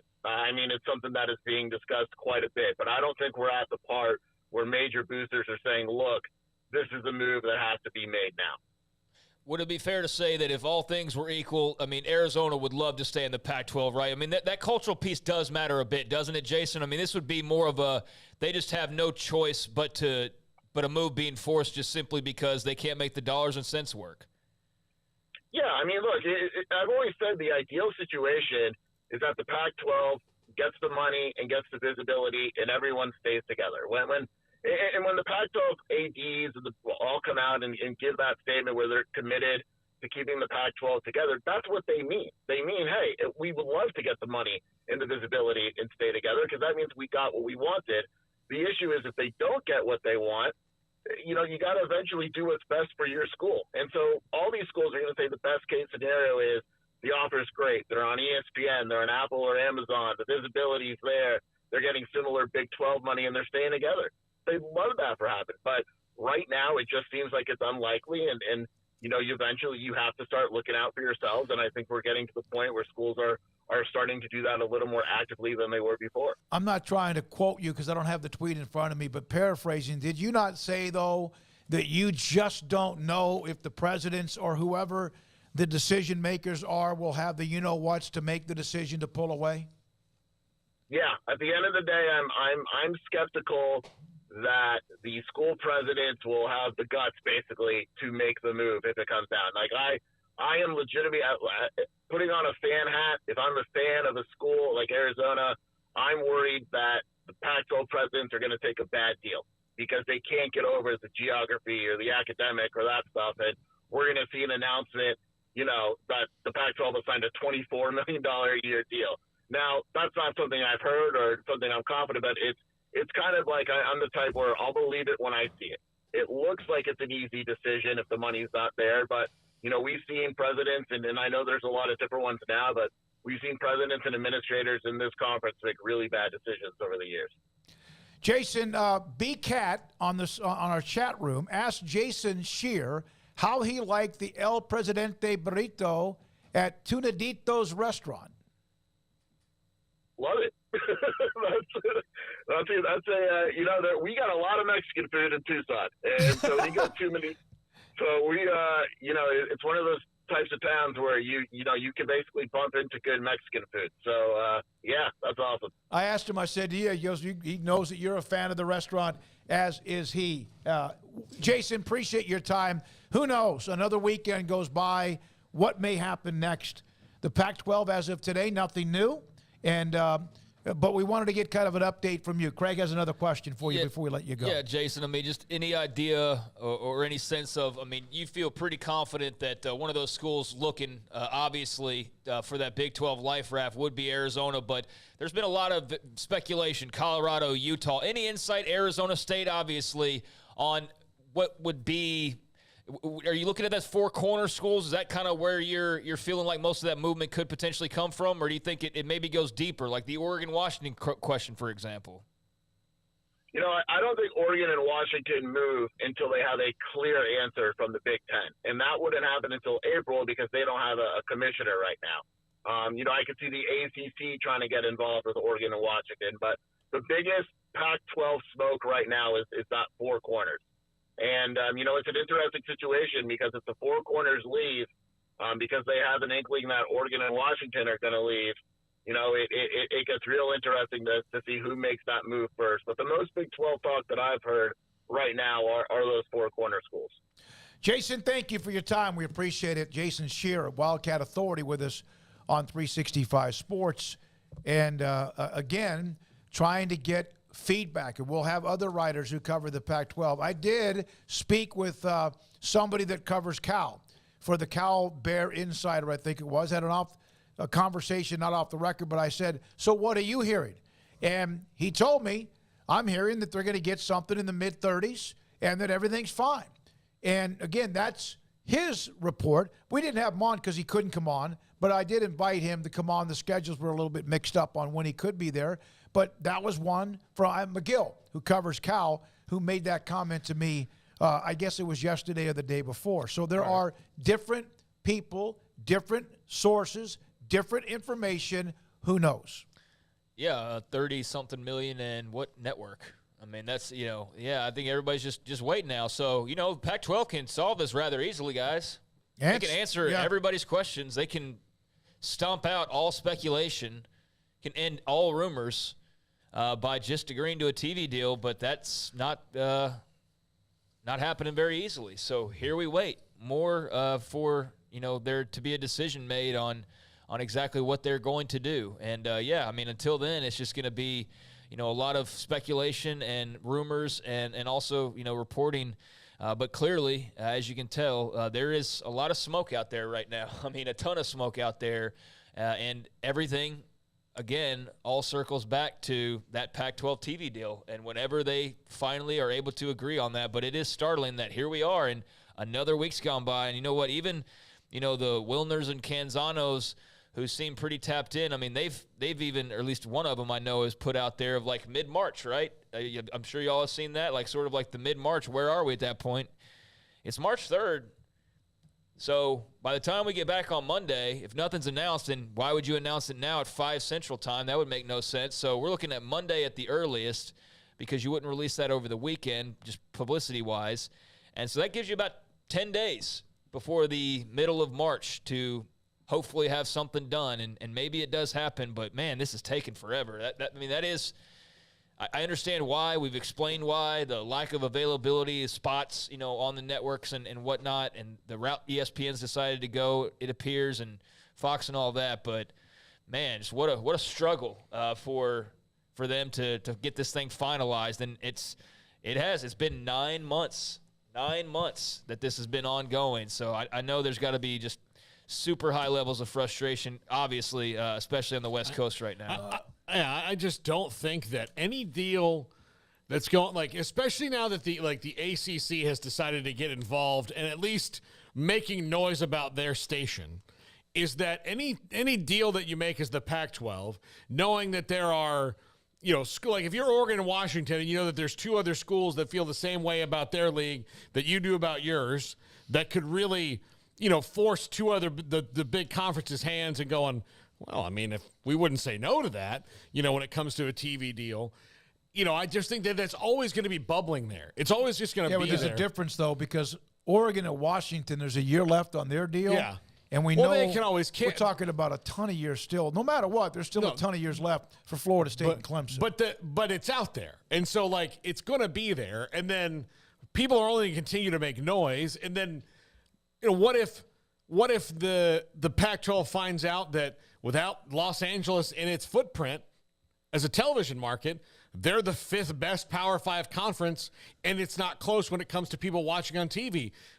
Those teams are going to want to figure out how to make that better. Yeah.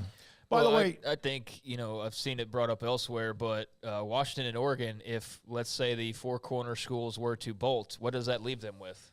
Are they sitting there super happy about playing SMU and San Diego State and the remaining Pac-12 teams? So, like, that's a part of this. Like, I don't think for a second that the Big 12's getting Oregon and Washington, and that's not where the reporting is. The reporting is about the four corner schools, and that makes total sense. But, like, if that doomsday scenario, that apocalyptic scenario hit the Pac-12 where there's not getting the visibility, they're not getting the money that they would like, and it does cause some teams to go, all right, we're getting out of here. I mean, where are they going to go? Yeah, I mean, there's only so many options, and that Oregon-Washington piece is very interesting because people still talk about the Big Ten invite, and, like, there is no indication that that's anywhere on the horizon. Mm-hmm. In fact, quite the opposite. So where does that leave them in the grand scheme of things? It's all fascinating. It is also that the four corners are brought up, and not all of the four corners maybe want to go to the Big 12. Yeah, there's that too, yeah. I mean, it's kind of like somebody on Twitter last night said something about, well, if they move the men's basketball tournament out of Kansas City, which is in Missouri, then Kansas may have to be serious about looking at the Big Ten. If the Big Ten was considering Kansas, that would have happened a long time ago. But other people have to want you. It's kind of like, man, I'd like to go out with him or her. Do they even know you exist? Yeah, I that's what I will constantly wonder about Utah, to me in particular, in that you just won the Pac-12 twice in a row. You really would like it to stay together. And you're it's better working out because for you. you're part of that conference than where you were. Yeah, exactly. Joining it's worked out for you. Now, if you have to do something, you will. Then Colorado, okay, look at Colorado. They've been moribund for a while. They've got the most excitement around them than they ever have. USC is leaving the conference, so Lincoln, you're not going to have to face Lincoln Riley anymore after this year. You've got Deion Sanders, all this stuff. Now do you want to upset the apple cart and go back to a league that you gave middle fingers to over a decade ago? I mean, that while it could make sense in the long term, that's personal egos and things you have to get over that were all a part of that decision. So yeah, I know. By the way, Siaka Ika gave out the numbers. Brian Etheridge said, go back and look at him again. His 40-yard dash, 5.39. Okay. Much different than the number that was up on his on the Twitter page. You said like a 6 or yeah, something. Yeah, said a 6.06. I thought that was a little weird. A 20-yard shuttle, 4.99, 3-cone drill, 7.8. The 10-yard split, which is the one you care about most likely for a big 330-pound defensive lineman, was 1.88. Those are just some of the numbers with him. All right, when we come back, Baylor women, huge win Monday in Austin against a team that might win the Big 12 title outright. If they win this weekend, Oklahoma plays Oklahoma State. They can also get a piece of it if they win, or maybe outright if Texas doesn't win this weekend, but they're favored to do so. Nikki Collin on the last game on one of the seniors who was around when Baylor last won their national championship in 18-19, and just what the game Monday meant to the program. She kind of downplays it. That's next on 365 Sports. Alan Samuels, Dodge, Chrysler, Jeep, Ram, Fiat. I discuss the cars all of the time. There will be new incentives, discounts, and values that will be released for the month of March and very, very soon. Yeah, Ram, Jeep, whatever. But also, I want to discuss their service department. I've had my car go there for, yes, an oil change, something simple. I've had my car go there to get a tire changed, a couple of them, a couple of new tires. And I've also been there for a couple of other things just to kind of get tweaked. Certified technicians, Michelin tires, Goodyear tires.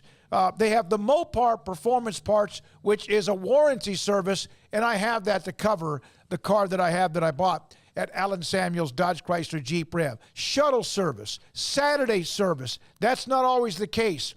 They offer rentals to you if you're interested or need that as well, and early bird hours for those depending on your work hours during the day. Service contracts, they do state inspections. There's an express lube, Spanish speaking. That's what they have, and that's just the service department. Ted Teague demands that they're at an excellent, excellent rate, and they are, along with the staff and more, at Alan Samuels, Dodge, Chrysler, Jeep, Ram, Fiat, Loop 340 east of 84 in Waco. Pizza, burgers, and Bears football. There's no place around Waco that serves them all other than Bubba's 33. Come show your green and gold and enjoy some of Waco's best food and beverages while watching your favorite team, the Bears. When real Bears fans get hungry, Bubba's 33 is the #1 spot for ice-cold drinks, hand-stretched, stone-baked pizzas, and bacon-infused burgers. Join us for indoor or patio dining. Bubba's 33, Waco's restaurant and proud supporter of Baylor Bears football. Sick 'em, Bears! You want to know why Stonewood Dental is so successful? Listen to what happy customers have to say. It's pleasant. It's different than any other dentist office. I really feel like they care. And it's not that you're here for 2 hours waiting on someone to take care of you.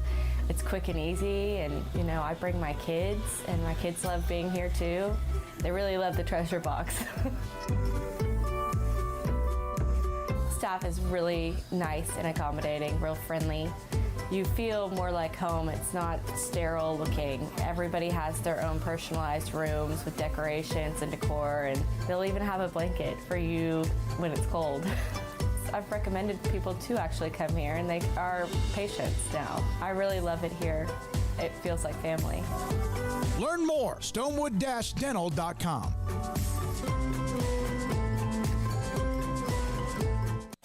At Ideal MRI, we feel blessed to be part of the Waco community. We're a small family business here in Central Texas. At times like this, the cost of healthcare has never been more important. And unfortunately, significant illnesses and injuries still occur. And that's why Ideal MRI is open and here to serve you through this difficult time. So if you need an MRI, ask your doctor about Ideal MRI. You can schedule online in minutes at idealmri.com or call 833-IDEAL-MRI.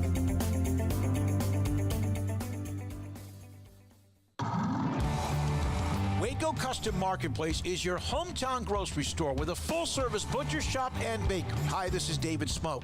The butcher shop can take your customized orders for seafood, pork, and poultry and custom cut your favorite steaks from bacon wrap fillets to T-bone to bone-in ribeyes.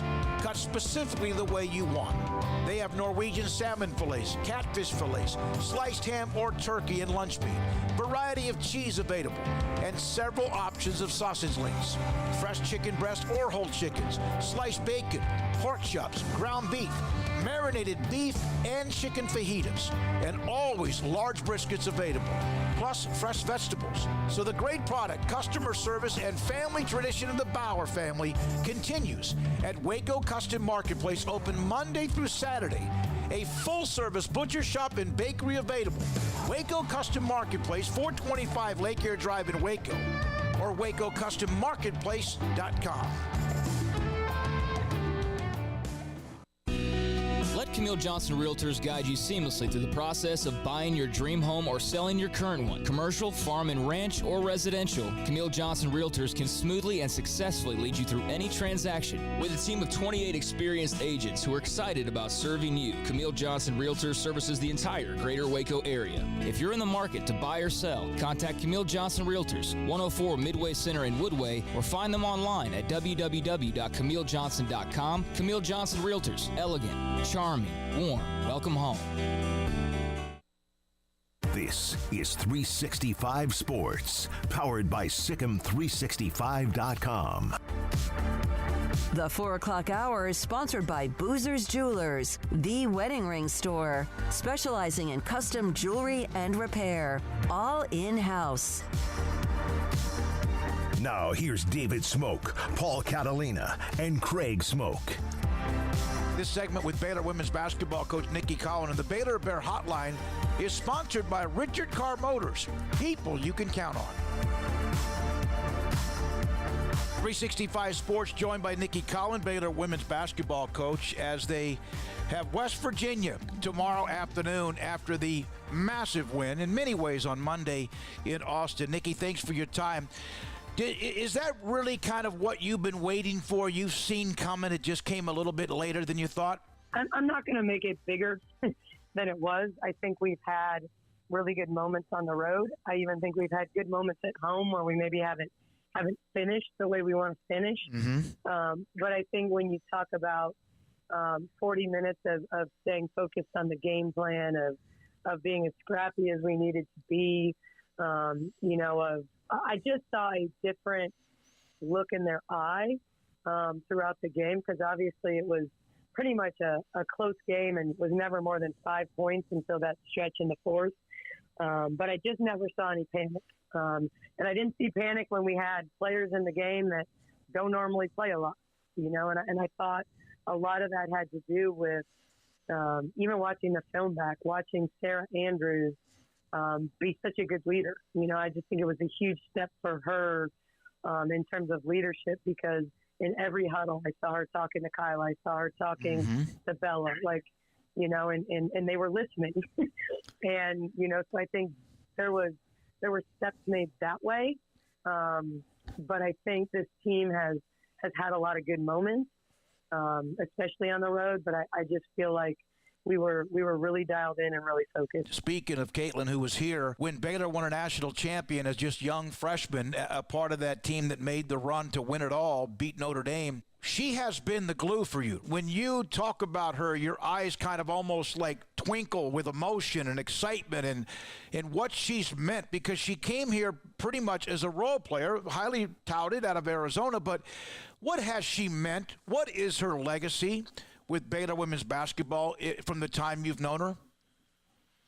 I think the really, really, really cool thing about Caitlin Bickle is she really does bleed green and gold. I mean, she is the epitome of what it is to be a Baylor student athlete, of being selfless, of waiting your turn, of being someone who is going to be there for her teammates, is undervalued even now. No one was talking about her being on an all-conference team preseason. I know the coaches in this league have a ton of respect for her, because I know every team is going at her with everything they've got to get her out of the game, because they know she's foul prone and they also know how valuable she is. So I'm hoping that she gets her respect from a league view.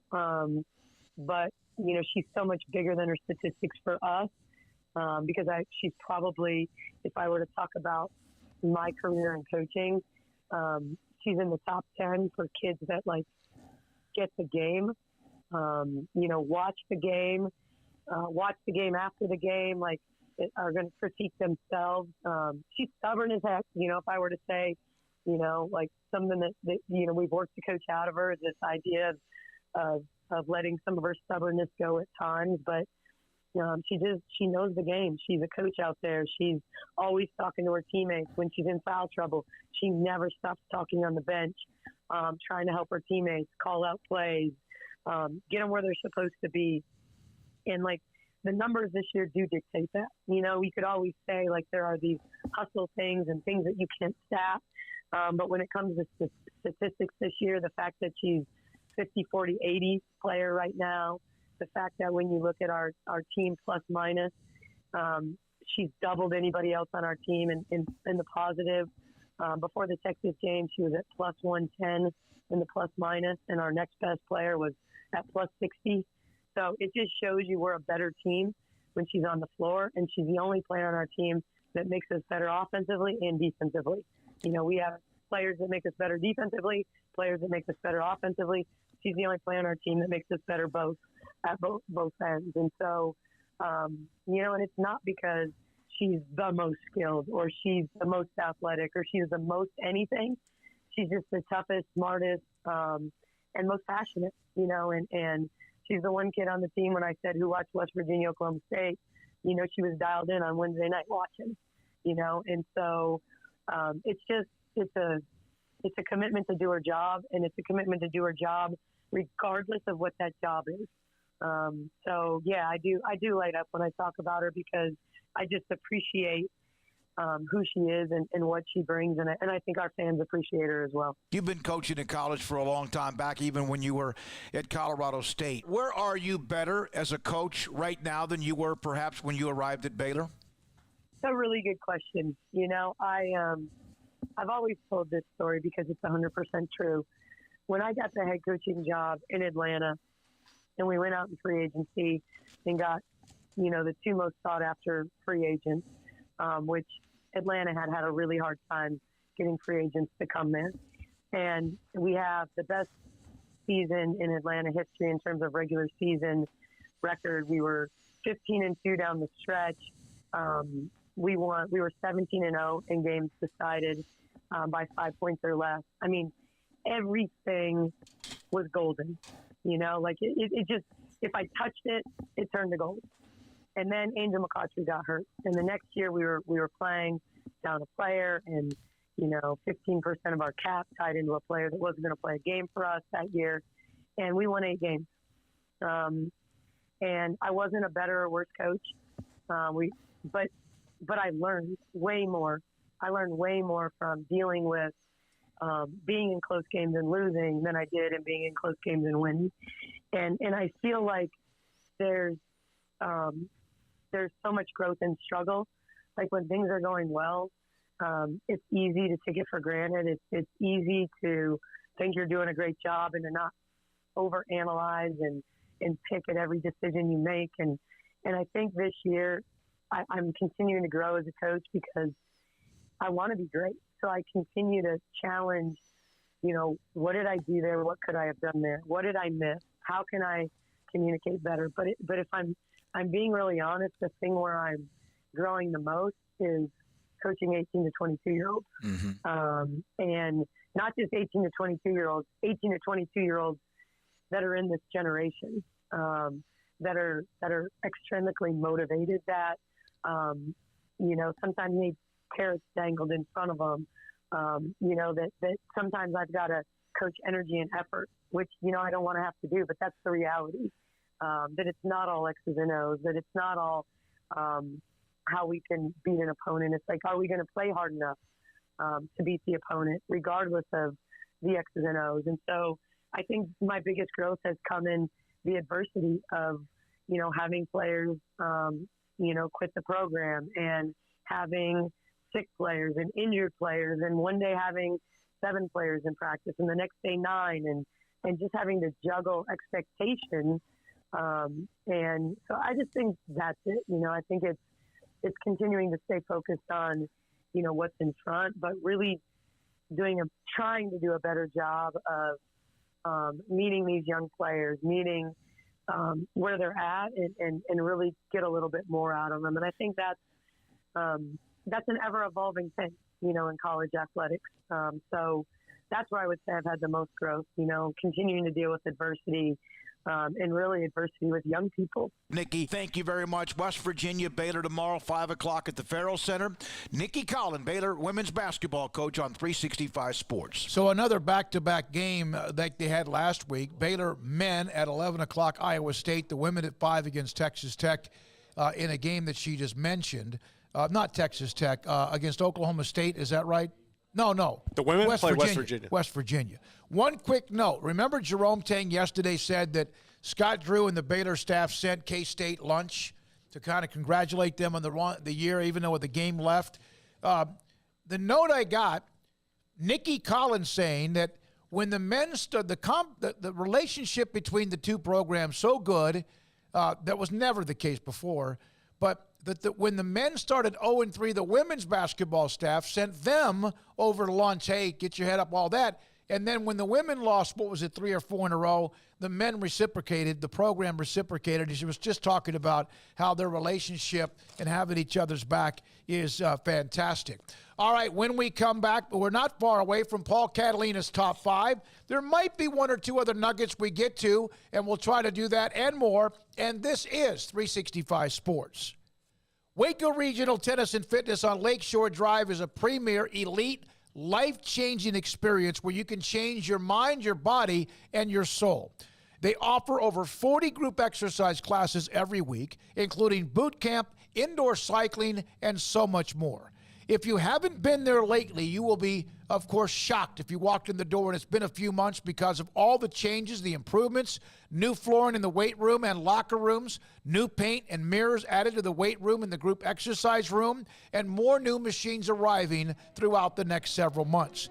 Free weights, weight machines, TRX, rowing machines, stationary bikes, recumbent bikes, new treadmills, new elliptical machines, and a spacious weight room floor with all, as I mentioned earlier, the free weights. 16 tennis courts plus 1,100-seat stadium court, 8 pickleball courts, youth and adult tennis, and pickleball lessons. It is unbelievable. Waco Regional Tennis and Fitness, Lake Shore Drive in Waco. In our logo and advertising, we say we are people that you can count on. What does that mean? It starts with providing a quality vehicle and quality service at a fair price. But it also means we do what we say we will do, and we treat people fairly with respect. It starts by hiring great people, good local folks who work hard with a caring attitude. Our employees are the real reason we are people that you can count on. Put us to the test and see for yourself that at Richard Carr Motors, we are people you can count on. TFNB Your Bank for Life is the official local bank of Baylor Athletics. Find out why more Central Texas are making TFNB their bank for life. Sign up for our Edge checking and savings accounts to earn interest or cash back. With 5 convenient locations and an award-winning mobile app, banking has never been easier. TFNB Your Bank for Life. Member FDIC. There are 26 letters in the alphabet, over 600,000 words in the dictionary, and just 3 of them said together can change everything. Let's order pizza. Those 3 words lead to dough made from scratch and 3 fresh signature cheeses that blanket golden crust in a heavenly melt on Marco's Pizza that'll blow your mind. So visit marcos.com to order and stop by Marco's Pizza in Belmead, China Spring, Woodway, and in Robinson. Marco's. Pizza lovers get it.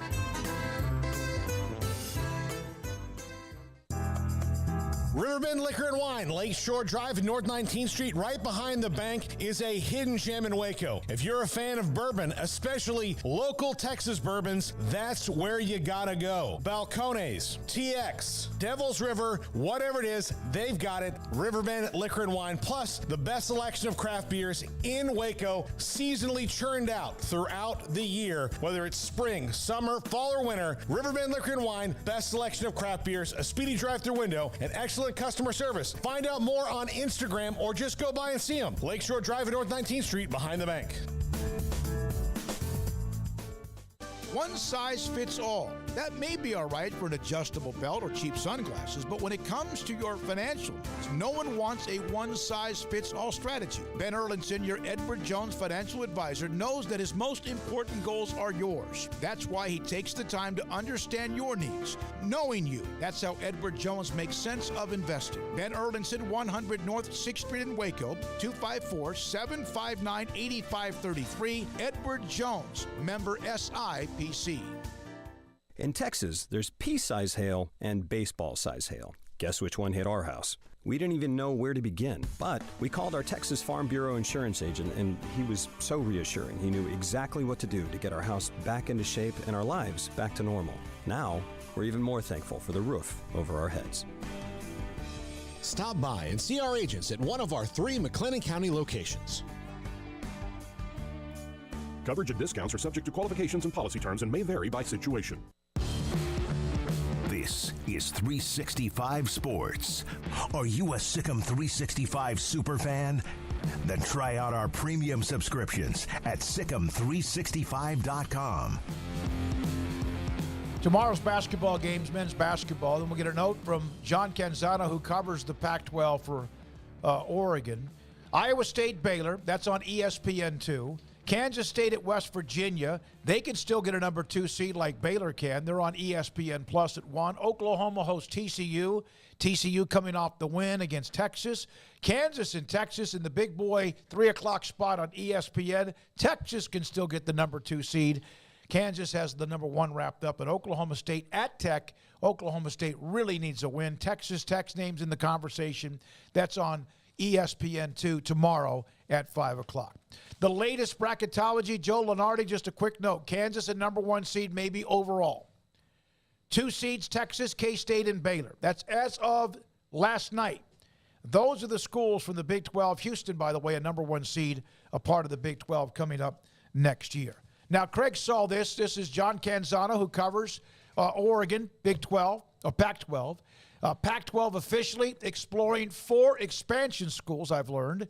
Oregon way on brand with Pac-12. On board. Apple, Amazon, impact on timeline. And then there's a story you can click on as well. So that was on his Twitter feed just here recently.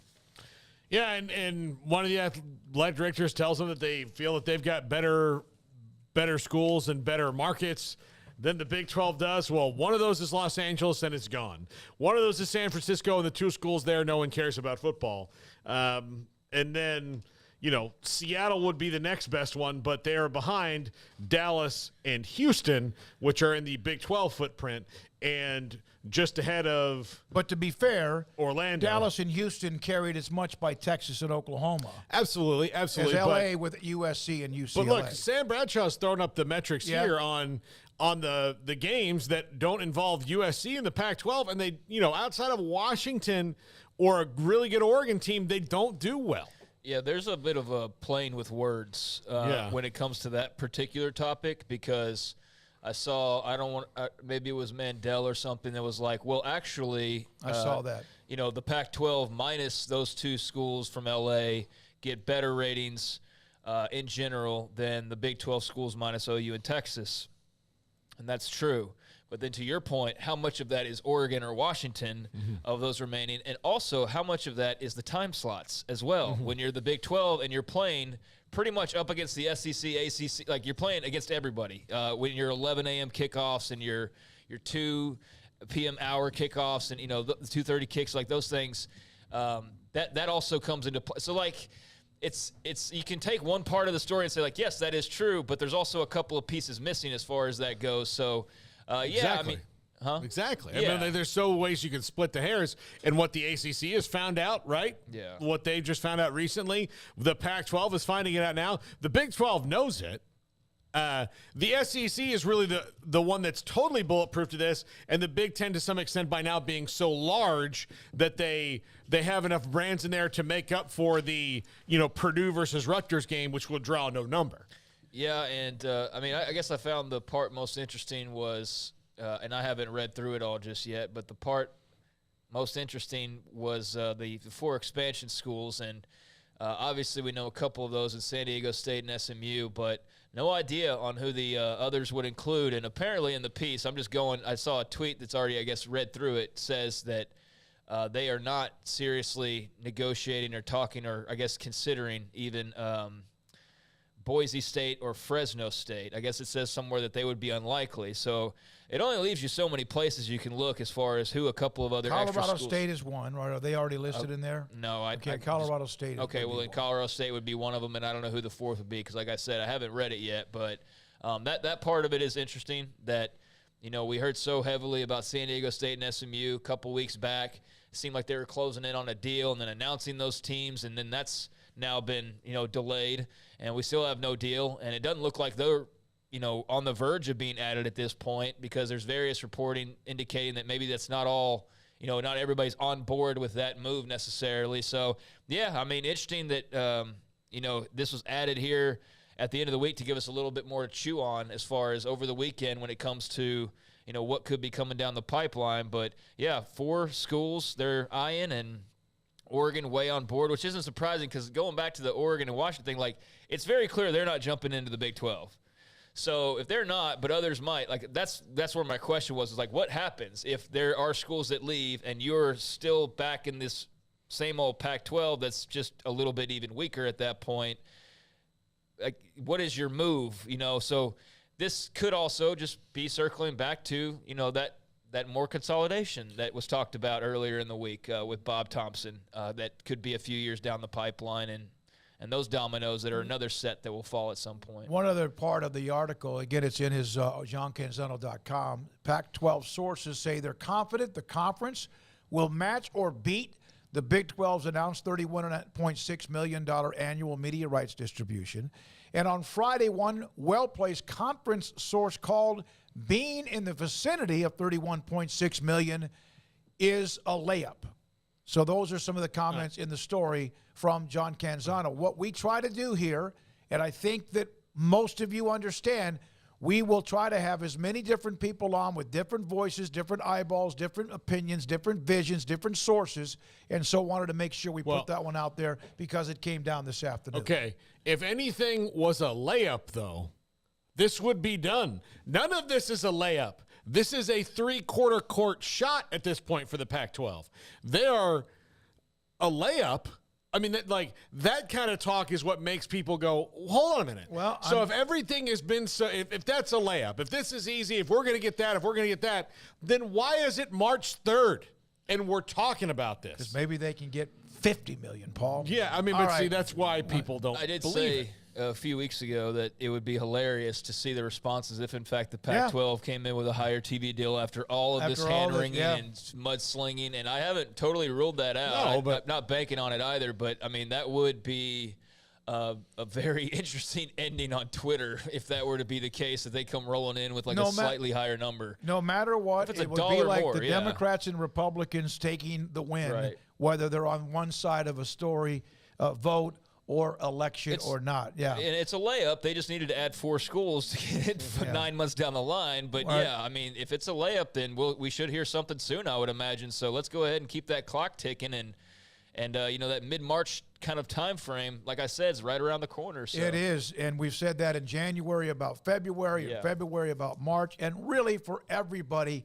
even those involved the most who are part of whatever is the Pac-12 minus USC and UCLA, which is still got some dudes and alphas, but, you know, for them or for anyone else who might be a part of their future or future expansion elsewhere. When we come back, Paul Catalina's Top 5, and this is 365 Sports. I hate my job, but I don't mind getting up in the morning. I dread each day, but I can't wait to get out of bed.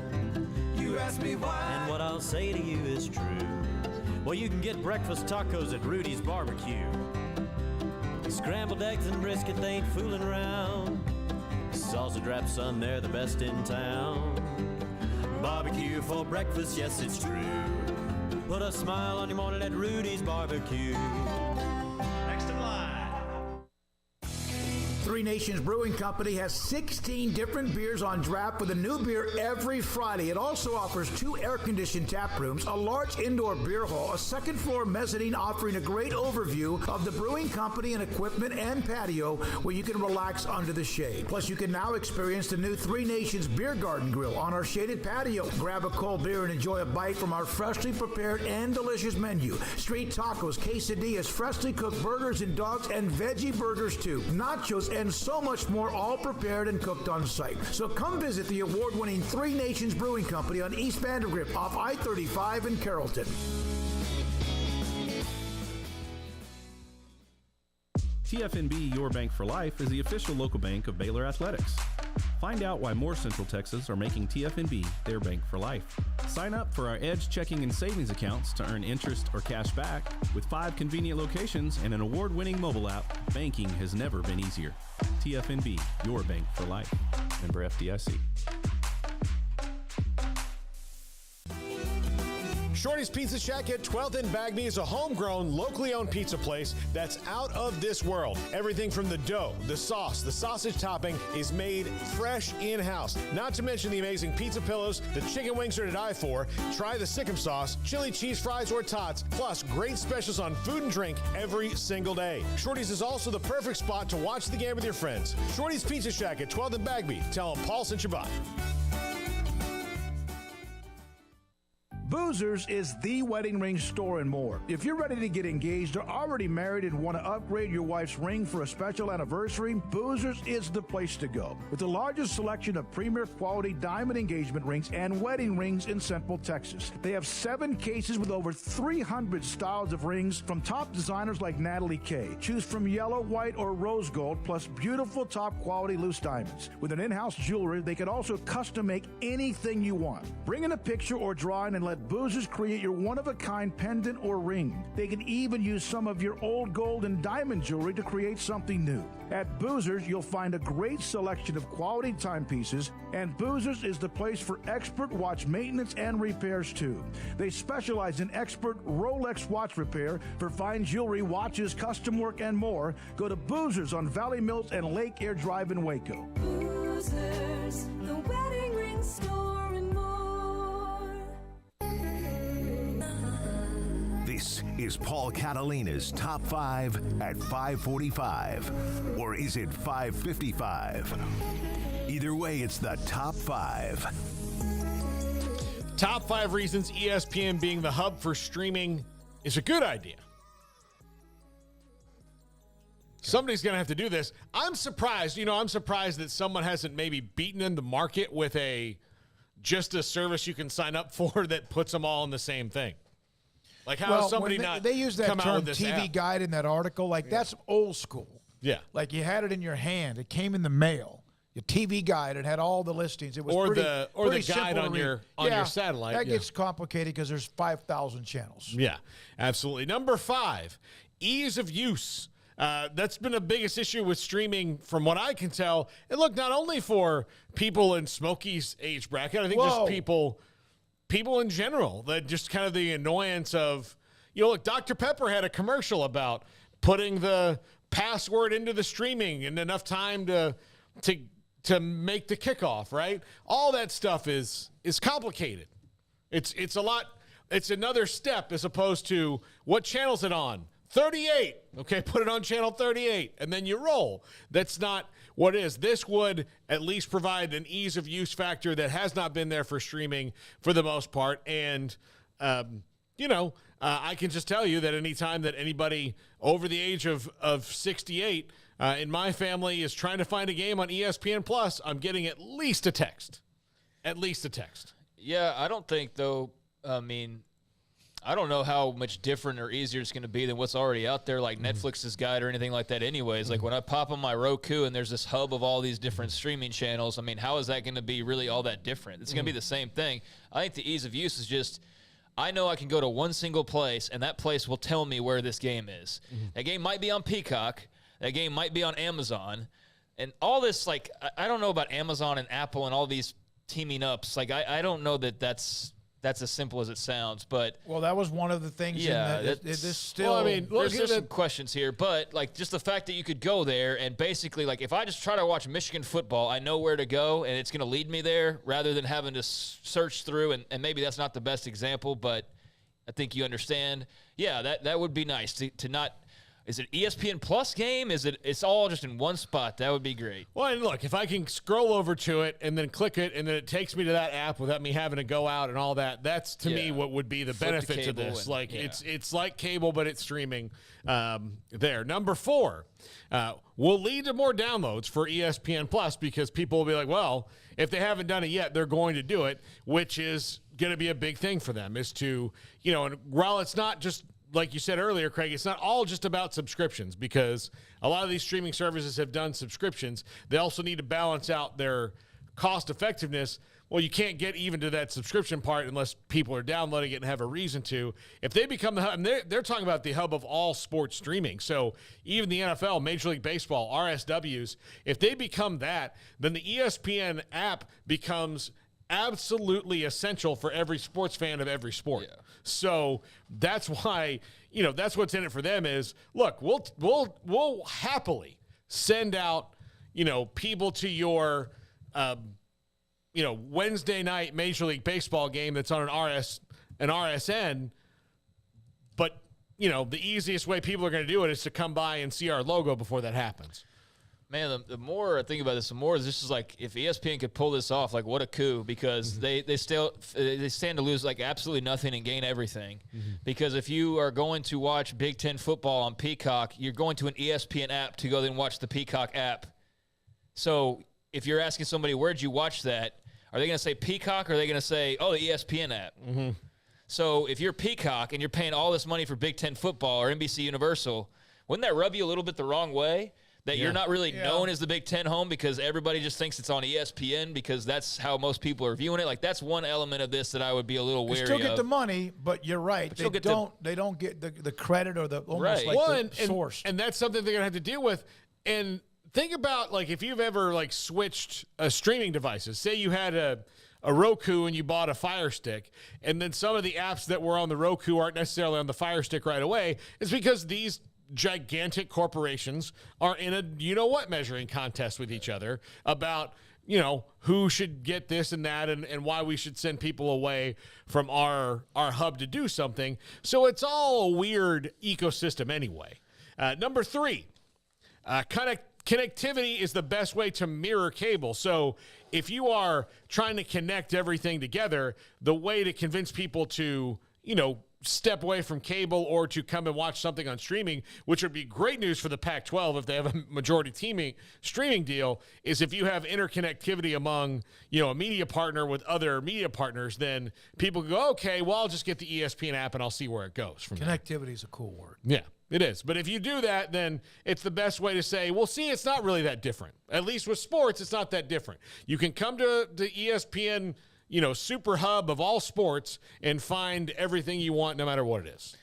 Yeah, it's almost like it's just trying to become cable. That's all. So we did all of this for what exactly? Just everybody to make some big bucks streaming initially and make their movies out of their own production studio and then decide like, oh, wow, we're just burning money and let's go back to the way it was, but just call it and spin it as something different, basically. Yeah. No, I think it's funny because everybody wanted to make their own content, and then what somehow the studio execs forgot is that actors and directors and producers and creatives, if you're just going to say, hey, please come in the door and give us an idea, the bigger name you get attached to it, the more money you're going to throw at something. So I'll just use George Clooney did Catch 22 at Hulu. It was really good. But when George Clooney walks in the door and says, I hear you need some spots to fill, I'd like to do Catch 22, instead of people maybe initially going like, well, maybe we should do that as a feature or like do the old school way, they're like, George Clooney's here?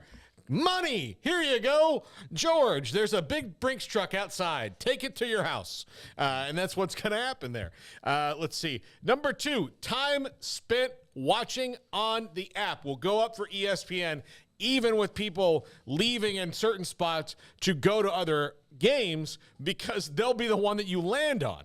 And time spent watching is what's going to help raise their ad revenue, because then they can say like, look, we are kicking Peacock's butt when it comes to how many minutes people watch through commercials here.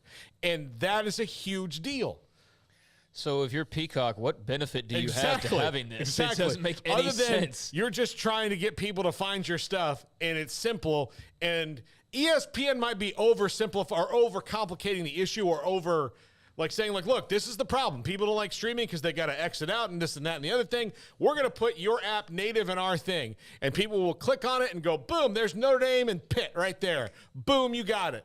And that sounds all well and good until you start asking the questions that Craig is asking. But still, for ESPN, time spent watching on the app is a great thing for them. Yeah, it sounds like a real cool way to get all of the credit for all of the money that these other networks spent and their streaming time that you'll be watching Peacock for Big Ten football. They still also get credit for that, even though they didn't sign up the Big Ten football and you're technically on the Peacock app. And so like that's, again, like Bob Thompson pointed out, this is all just preliminary talk, basically. This isn't like this is happening, but those are the types of questions that make this seem like it's a lot more complicated than just simply like, we'll just be a hub for you guys. It's like, well, yeah, but you get all of the benefits and very little of the downside to this. You get everything and give out almost nothing except for like, well, we'll just be this free place for you all. And that's, I don't think people are that stupid. Yeah, we want to help you out because you're going to have to, even if you click on Peacock, you're going to have to subscribe to it. Yeah.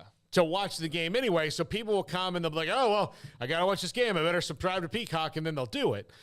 So then they're helping everybody else out. Yeah, but they're a commune. Yeah, they're a commune, and like you don't have to have Peacock to go watch Peacock on the ESPN app because you got the ESPN streaming that has Peacock on there to watch Big Ten football. Well, right? I think what it would do was, so what it would be like is you would go into the ESPN app, you would scroll to that game that would be on Peacock. It would then take you out of the ESPN app and then into Peacock. Okay. So you'd have to have it. That would be the benefit. Are you okay? Yeah, that's that's the thing is you have to have subscriptions for all these things. The way it says it is, or the way I assumed would be like you wouldn't have to pay for all of the different streaming services to watch these things. That would be the point of it. Just besides the ease of use. I think for sports in particular, though, like Peacock, Paramount Plus, or those will have an ad-supported tier that's free. So they would take people to that and then hope that, like, maybe, hey, I'm going to stay on this app. Oh, that Tulsa King looks good. I'll do that. So then you wind up getting that deal. So number 1. We're not there yet because the other one just got me all freaked out. Yeah. Stamps a line as the home of college football. And really, if they get it the way, the home of everything. But if you just starting out for college football, if you can be like, look, just go to the ESPN app and you'll find every college football game. They're attached to everything. And they really have been, but Fox now and CBS, even though they've been involved in college football, have, kind of gotten some turf. They've been able to gain some turf with the Big Ten deal and with a few things that are going on. It's obvious it could be as much PR as anything else, just so everyone goes there. Like Bob Thompson, a lot of things have to be ironed out, including can they convince everybody to do this in the first place who aren't even a part of their own companies? Right. I mean, I just don't know why. I mean, if you know the Pac-12's on Amazon, I don't need the ESPN app to sit, but it would be nice if it flipped me to where I could easily get out of that and basically hit previous channel like I would on cable, and it would bounce me from the Peacock app watching Notre Dame to the Amazon app watching USC for a year or whatever. But that all sounds easier than it probably would be to pull off, and that's why this is very much a trial balloon floated out there and not something that's right around the corner. But it is interesting. If they could pull this off, that would be fascinating, and it would be great on the surface for sports fans. But it does open you up to creating a monopoly. Yes. Which is what a quick story. When I worked at Borders Bookstore, if we didn't have a book, we would order it on Amazon for people. And guess what doesn't exist anymore? Borders. Yeah. No, that's a great point. Kind of like almost, what's the name of the video chain that had the movies? There's one left in the world. Blockbuster. All right. Thank you, all of you. By the way, Vernon said, hey, ESPN Plus is $9.99 a month, but Disney pushes you to get the entire bundle. Yeah, Hulu. And they can almost confuse you enough into getting more, and you don't even know what you're using. It's $15.99 for all three. Here's another thing for me before we go. ESPN's $9.99 or whatever, and it's the bundle, and you can do all that.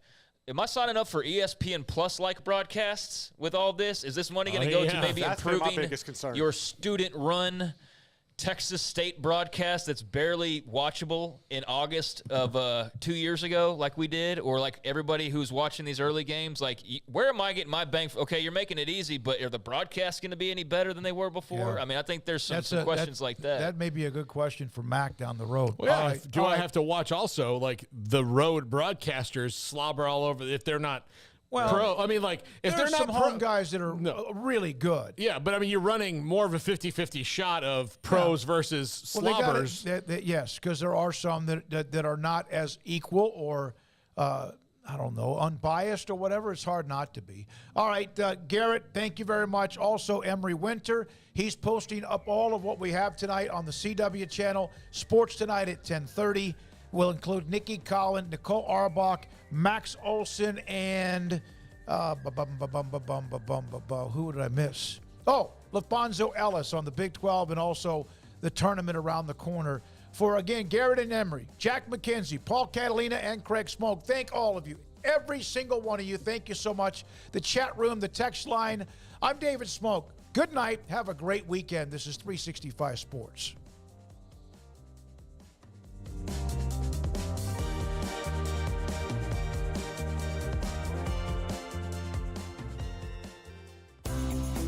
Ideal MRI is a small family business right here in Central Texas. We're open to support